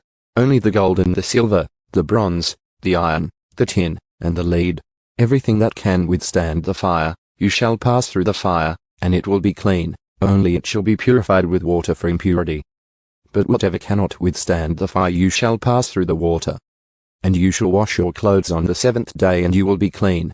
And afterward you may enter the camp. Division of the plunder. Then the Lord spoke to Moses, saying, You and Eleazar the priest and the heads of the fathers' households of the congregation take account of the spoils that were captured, both of people and of livestock, and divide the spoils between the warriors who went to battle and all the congregation. Also, collect a tribute tax for the Lord from the men of war who went to battle, 1 in 500 of the persons, of the cattle, of the donkeys, and of the sheep. Take it from their half and give it to Eleazar the priest, as an offering to the Lord. And from the sons of Israel's half, you shall take 1 drawn from every 50 of the persons, of the cattle, of the donkeys, and of the sheep, from all the animals. And give them to the Levites who performed the duty of the tabernacle of the Lord. Moses and Eleazar the priest did just as the Lord had commanded Moses. Now the spoils that remained from the plunder which the men of war had plundered was 675,000 sheep, 72,000 cattle, 61,000 donkeys, and of captive people, of the women who had not known a man intimately, in all were 32,000 people. The half, the share of those who went to war, was as follows. The number of sheep was 337,500, the Lord's tribute tax of the sheep was 675. The cattle were 36,000, from which the Lord's tribute tax was 72. The donkeys were 30,500, from which the Lord's tribute tax was 61. And the captive people were 16,000, from whom the Lord's tribute tax was 32 persons. And Moses gave the tribute tax, which was the Lord's offering, to Eleazar the priest, just as the Lord had commanded Moses. As for the sons of Israel's half, which Moses separated from the men who had gone to war, now the congregation's half was 337,500 sheep, 36,000 cattle, 30,500 donkeys, and the captive people were 16,000. From the sons of Israel's half Moses took 1 drawn from every 50, both of people and of animals, and gave them to the Levites, who performed the duty of the tabernacle of the Lord, just as the Lord had commanded Moses. Then the officers who were over the thousands of the army, the commanders of thousands and the commanders of hundreds, approached Moses. And they said to Moses, Your servants have taken a census of the men of war who are under our authority, and no man of us is missing. So we have brought as an offering to the Lord what each man found, articles of gold, armlets and bracelets, signet rings, earrings, and necklaces, to make atonement for ourselves before the Lord. Moses and Eleazar the priest took the gold from them, all kinds of crafted articles. All the gold of the offering which they offered up to the Lord, from the commanders of thousands and the commanders of hundreds, was 16,750 shekels. The men of war had taken plunder, every man for himself. So Moses and Eleazar the priest took the gold from the commanders of thousands and of hundreds, and brought it to the tent of meeting as a memorial for the sons of Israel before the Lord. Reuben and Gad settled in Gilead. Now the sons of Reuben and the sons of Gad had a very large number of livestock. So when they saw the land of Jazer and the land of Gilead, that it was indeed a place suitable for livestock, the sons of Gad and the sons of Reuben came and spoke to Moses, Eleazar the priest, and to the leaders of the congregation, saying, Ataroth, Dibon, Jazer, Nimrah, Heshbon, Elealeh, Sebam, Nebo, and Ben. The land which the Lord conquered before the congregation of Israel, is a land for livestock, and your servants have livestock. And they said, If we have found favor in your sight, let this land be given to your servants as our property. Do not take us across the Jordan. But Moses said to the sons of Gad and the sons of Reuben, Should your brothers go to war while you remain here? And why are you discouraging the sons of Israel from crossing over into the land which the Lord has given them? This is what your fathers did when I sent them from Kadesh Barnea to see the land. For when they went up to the valley of Eshcol and saw the land, they discouraged the sons of Israel so that they did not go into the land which the Lord had given them. So the Lord's anger burned on that day, and he swore, saying, None of the men who came up from Egypt, from 20 years old and upward, shall see the land which I swore to Abraham, to Isaac, and to Jacob. For they did not follow me fully. Except Caleb the son of Jephunneh the Kenizzite and Joshua the son of Nun. For they have followed the Lord fully. So the Lord's anger burned against Israel, and he made them wander in the wilderness for 40 years. until the entire generation of those who had done evil in the sight of the Lord came to an end. Now behold, you have risen up in your father's place, born of sinful men, to add still more to the burning anger of the Lord against Israel. For if you turn away from following him, he will once more leave them in the wilderness, and you will destroy all these people. Then they approached him and said, We will build sheepfolds for our livestock here and cities for our little ones. But we ourselves will be armed, hurrying ahead of the sons of Israel, until we have brought them to their place, while our little ones live in the fortified cities, because of the inhabitants of the land. We will not return to our homes until every one of the sons of Israel has gained possession of his inheritance. But we will not have an inheritance with them on the other side of the Jordan and beyond, because our inheritance has come to us on this side of the Jordan toward the east. So Moses said to them, If you will do this, if you will arm yourselves before the Lord for the war, and all of you armed men cross over the Jordan before the Lord until he has driven his enemies out from him, and the land is subdued before the Lord, then afterward you may return and be free of obligation toward the Lord and toward Israel, and this land shall be yours as property before the Lord. But if you do not do so, behold, you have sinned against the Lord, and be sure that your sin will find you out. Build yourselves cities for your little ones, and sheepfolds for your sheep, and do what you have promised. Then the sons of Gad and the sons of Reuben spoke to Moses, saying, Your servants will do just as my Lord commands. Our little ones, our wives, our livestock, and all our cattle shall remain there in the cities of Gilead, while your servants, that is, everyone who is armed for war, cross over in the presence of the Lord to battle, just as my Lord says. So Moses gave the command regarding them to Eleazar the priest, to Joshua the son of Nun, and to the heads of the fathers' households of the tribes of the sons of Israel. And Moses said to them, If the sons of Gad and the sons of Reuben, everyone who is armed for battle, cross with you over the Jordan in the presence of the Lord, and the land is subdued before you, then you shall give them the land of Gilead as their property. But if they do not cross over with you armed, they shall instead be settled among you in the land of Canaan. And the sons of Gad and the sons of Reuben answered, saying, As the Lord has said to your servants, so we will do. We ourselves will cross over armed in the presence of the Lord into the land of Canaan, and the property of our inheritance shall remain with us across the Jordan. So Moses gave to them, to the sons of Gad, the sons of Reuben, and to the half-tribe of Joseph's son Manasseh, the kingdom of Sin, king of the Amorites, and the kingdom of Og, the king of Bashan, the land with its cities with their territories, the cities of the surrounding land. And the sons of Gad built Dibon, Atbaroth, Aroah, Atroth-Shaphain, Jazer, Jogbehar, Beth-Nimrah, and Beth-Haran as fortified cities, and sheepfolds for sheep. The sons of Reuben built Heshbon, Elealeh, Kiriath-Haim, Nebo, and Baalmeon, their names being changed, and Sibmah, and they gave other names to the cities which they built. The sons of Machir the son of Manasseh went to Gilead and took it, and dispossessed the Amorites who were in it. So Moses gave Gilead to Machir the son of Manasseh, and he lived in it. Jer the son of Manasseh went and took its towns, and called them Havoth-Jer. Nobah went and took Kinath and its villages, and named it Nobah, after his own name. Review of the journey from Egypt to Jordan. These are the journeys of the sons of Israel, by which they came out of the land of Egypt by their armies, under the leadership of Moses and Aaron. Moses recorded their starting places according to their journeys by the command of the Lord, and these are their journeys according to their starting places. Now they journeyed from Rameses in the 1st month, on the 15th day of the 1st month. On the day after the Passover the sons of Israel started out boldly in the sight of all the Egyptians, while the Egyptians were burying all their firstborn whom the Lord had fatally struck among them. The Lord had also executed judgments against their gods. Then the sons of Israel journeyed from Rameses and camped in Succoth.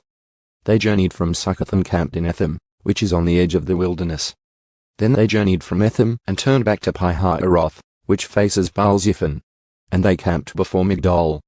They journeyed from Pi-hahiroth and passed through the midst of the sea to the wilderness. And they went 3 days' journey in the wilderness of Etham and camped at Marah. They journeyed from Marah and came to Elim. And in Elim there were 12 springs of water and 70 palm trees, and they camped there. They journeyed from Elim and camped by the Red Sea. And they journeyed from the Red Sea and camped in the wilderness of Sin. They journeyed from the wilderness of Sin and camped at Dophkah. They journeyed from Dophkah and camped at Alush. And they journeyed from Alush and camped at Rephidim. Now it was there that the people had no water to drink. And they journeyed from Rephidim and camped in the wilderness of Sinai. They journeyed from the wilderness of Sinai and camped at Kibroth-Hattaavah. They journeyed from Kibroth-Hattaavah and camped at Hazeroth. They journeyed from Hazeroth and camped at Rithmah. They journeyed from Rithmah and camped at Rimmon Perez. They journeyed from Rimmon Perez and camped at Libnah. They journeyed from Libnah and camped at Rissah. They journeyed from Rissah and camped in Kealathah. They journeyed from Kealathah and camped at Mount Shepher. They journeyed from Mount Shepher and camped at Harada. They journeyed from Harada and camped at Makheleth. They journeyed from Makheleth and camped at Dahath. They journeyed from Dahath and camped at Terah. They journeyed from Terah and camped at Mitkah. They journeyed from Mitkah and camped at Hashmonah. They journeyed from Hashmonah and camped at Moseroth. They journeyed from Moseroth and camped at Ben-Jaakan. They journeyed from Ben-Jaakan and camped at Hor-Haggard-Gad. They journeyed from Hor-Haggard-Gad and camped at Jotbathah. They journeyed from Jotbathah and camped at Abrona. They journeyed from Abrona and camped at Zionshba.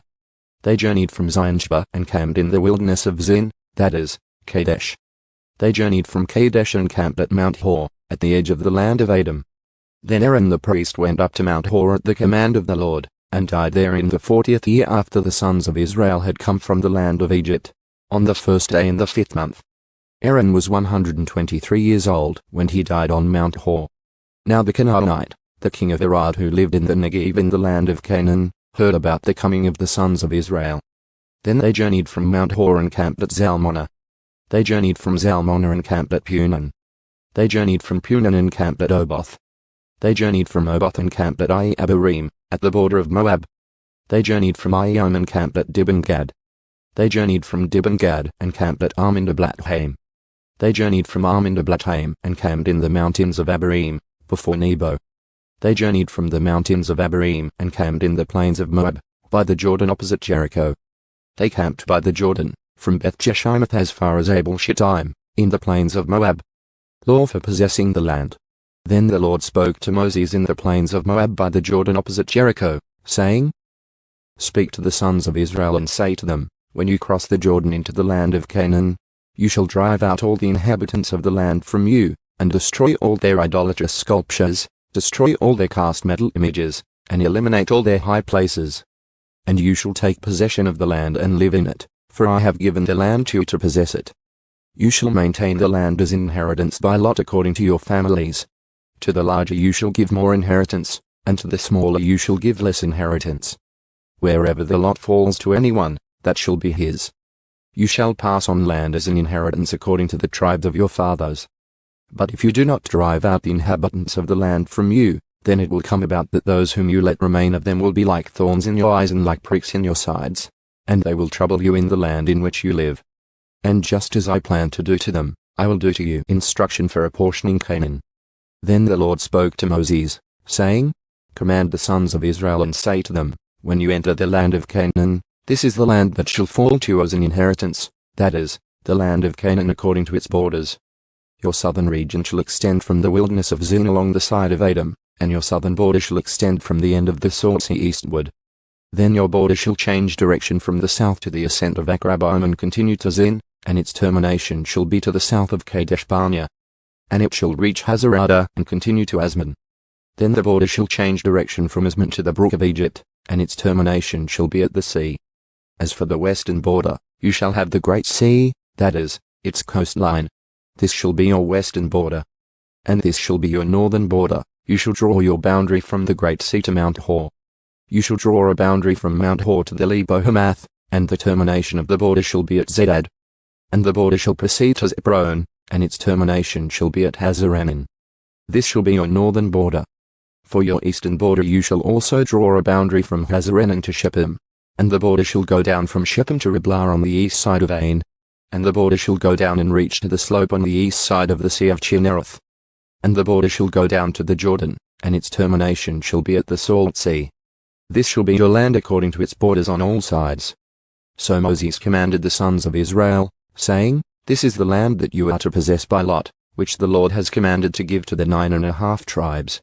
For the tribe of the sons of Reuben have received theirs according to their fathers' households, and the tribe of the sons of Gad according to their fathers' households, and the half-tribe of Manasseh have received their possession. The 2½ tribes have received their possession across the Jordan opposite Jericho, eastward toward the sunrise. Then the Lord spoke to Moses, saying, These are the names of the men who shall assign the land to you as an inheritance, Eleazar the priest, and Joshua the son of Nun. and you shall take one leader of each tribe to assign the land as an inheritance. These are the names of the men, of the tribe of Judah, Caleb the son of Jephunneh. Of the tribe of the sons of Simeon, Samuel the son of Amhud. Of the tribe of Benjamin, Elidad the son of Kislon. And of the tribe of the sons of Dan, Elida, Buka the son of Jogli. Of the sons of Joseph, of the tribe of the sons of Manasseh, Elida, Haniel the son of Ephod. Of the tribe of the sons of Ephraim, Elida, Kemuel the son of Shipton. Of the tribe of the sons of Zebulun, Elida, Elizaphan the son of Parnak. Of the tribe of the sons of Issachar, Elida, Paltiel the son of Azan. Of the tribe of the sons of Asher, Elida, Ahud the son of Shelemi. Of the tribe of the sons of Naphtali, Elida, Pedal the son of Amhud. These are the ones whom the Lord commanded to apportion the inheritance to the sons of Israel in the land of Canaan, cities for the Levites. Now the Lord spoke to Moses in the plains of Moab, by the Jordan opposite Jericho, saying, Command the sons of Israel that they give to the Levites from the inheritance of their possession cities to live in. And you shall give to the Levites pasture lands around the cities. The cities shall be theirs to live in, and their pasture lands shall be for their cattle and for their equipment and for all their other animals. The pasture lands of the cities which you are to give to the Levites shall extend from the wall of the city outward 1,000 cubits around. You shall also measure outside the city on the east side 2,000 cubits, on the south side 2,000 cubits, on the west side 2,000 cubits, and on the north side 2,000 cubits. With the city in the center. This shall become theirs as pasture lands for the cities. Cities of refuge. The cities which you shall give to the Levites shall be the 6 cities of refuge, which you shall provide for the one who commits manslaughter to flee to. And in addition to them you shall give 42 cities. The total number of the cities which you are to give to the Levites shall be 48 cities, together with their pasture lands. As for the cities which you shall give them from the possession of the sons of Israel, you shall take more from the larger, and you shall take fewer from the smaller. Each shall give some of his cities to the Levites in proportion to his inheritance which he possesses. Then the Lord spoke to Moses, saying, Speak to the sons of Israel and say to them, When you cross the Jordan into the land of Canaan, then you shall select for yourselves cities to be your cities of refuge, so that the one who commits manslaughter by killing a person unintentionally may flee there. The cities shall serve you as a refuge from the avenger, so that the one who commits manslaughter does not die until he stands before the congregation for trial. So the cities which you are to provide shall be 6 cities of refuge for you. You shall provide 3 cities across the Jordan, and 3 cities in the land of Canaan. They are to be cities of refuge. These 6 cities shall be a refuge for the sons of Israel, for the stranger, and for the foreign resident among them, so that anyone who kills a person unintentionally may flee there. But if he struck him with an iron object, so that he died, he is a murderer. The murderer must be put to death. And if he struck him with a stone in the hand, by which he would die, and as a result he did die, he is a murderer. The murderer must be put to death. Or if he struck him with a wooden object in the hand, by which he would die, and as a result he did die, he is a murderer. The murderer must be put to death. The blood avenger himself shall put the murderer to death. He himself shall put him to death when he meets him. Now if he pushed him in hatred, or he threw something at him with malicious intent, and as a result he died, or if he struck him with his hand with hostility, and as a result he died, the one who struck him must be put to death. He is a murderer. The blood avenger shall put the murderer to death when he meets him. But if he pushed him suddenly, without hostility, or threw any object at him without malicious intent, or had any deadly stone, and without looking he dropped it on him so that he died, while he was not his enemy nor was he seeking to harm him, then the congregation shall judge between the one who fatally struck the victim and the blood avenger in accordance with these ordinances. And the congregation shall save the one who committed manslaughter from the hand of the blood avenger, and the congregation shall return him to his city of refuge to which he fled. And he shall live in it until the death of the high priest who was anointed with the holy oil. But if at any time he goes beyond the border of his city of refuge to which he flees, and the blood avenger finds him outside the border of his city of refuge, and the blood avenger kills him, he will not be guilty of bloodshed, because he should have remained in his city of refuge until the death of the high priest. But after the death of the high priest the one who committed manslaughter may return to the land of his property. These things shall be a statutory ordinance for you throughout your generations in all your dwelling places. If anyone kills a person, the murderer shall be put to death on the testimony of witnesses, but no person shall be put to death on the testimony of only one witness. Moreover, You shall not accept a ransom for the life of a murderer who is condemned to death, but he must be put to death. And you shall not accept a ransom for one who has fled to his city of refuge, so that he may return to live in the land before the death of the priest. So you shall not defile the land in which you live. For blood defiles the land, and no atonement can be made for the land for the blood that is shed on it, except by the blood of the one who shed it. So you shall not defile the land in which you live, in the midst of which I dwell. For I the Lord am dwelling in the midst of the sons of Israel, inheritance by marriage. Now the heads of the fathers' households of the family of the sons of Gilead, the son of Machir, the son of Manasseh, of the families of the sons of Joseph, came forward and spoke before Moses and before the leaders, the heads of the fathers' households of the sons of Israel. And they said, The Lord commanded my Lord to give the land by lot to the sons of Israel as an inheritance, and my Lord was commanded by the Lord to give the inheritance of our brother Zelophehad to his daughters. But if they marry one of the sons of the other tribes of the sons of Israel, their inheritance will be withdrawn from the inheritance of our fathers, and will be added to the inheritance of the tribe to which they belong. So it will be withdrawn from our allotted inheritance. And when the Jubilee of the sons of Israel takes place, then their inheritance will be added to the inheritance of the tribe to which they belong. So their inheritance will be withdrawn from the inheritance of the tribe of our fathers. Then Moses commanded the sons of Israel in accordance with the word of the Lord, saying, The tribe of the sons of Joseph is right in its statements. This is what the Lord has commanded regarding the daughters of Zelophehad, saying, Let them marry whomever they wish. Only they must marry within the family of the tribe of their father. So no inheritance of the sons of Israel will be transferred from tribe to tribe, for the sons of Israel shall each retain possession of the inheritance of the tribe of his fathers. And every daughter who comes into possession of an inheritance of any tribe of the sons of Israel shall marry one of the family of the tribe of her father, so that the sons of Israel may each possess the inheritance of his fathers. So no inheritance will be transferred from one tribe to another tribe, for the tribes of the sons of Israel shall each retain possession of its own inheritance. Just as the Lord had commanded Moses, so the daughters of Zelophehad did. Mullah, Tirzah, Hoglah, Milcah, and Noah, the daughters of Zelophehad married their uncles' sons. They married those from the families of the sons of Manasseh the son of Joseph, and their inheritance remained with the tribe of the family of their father.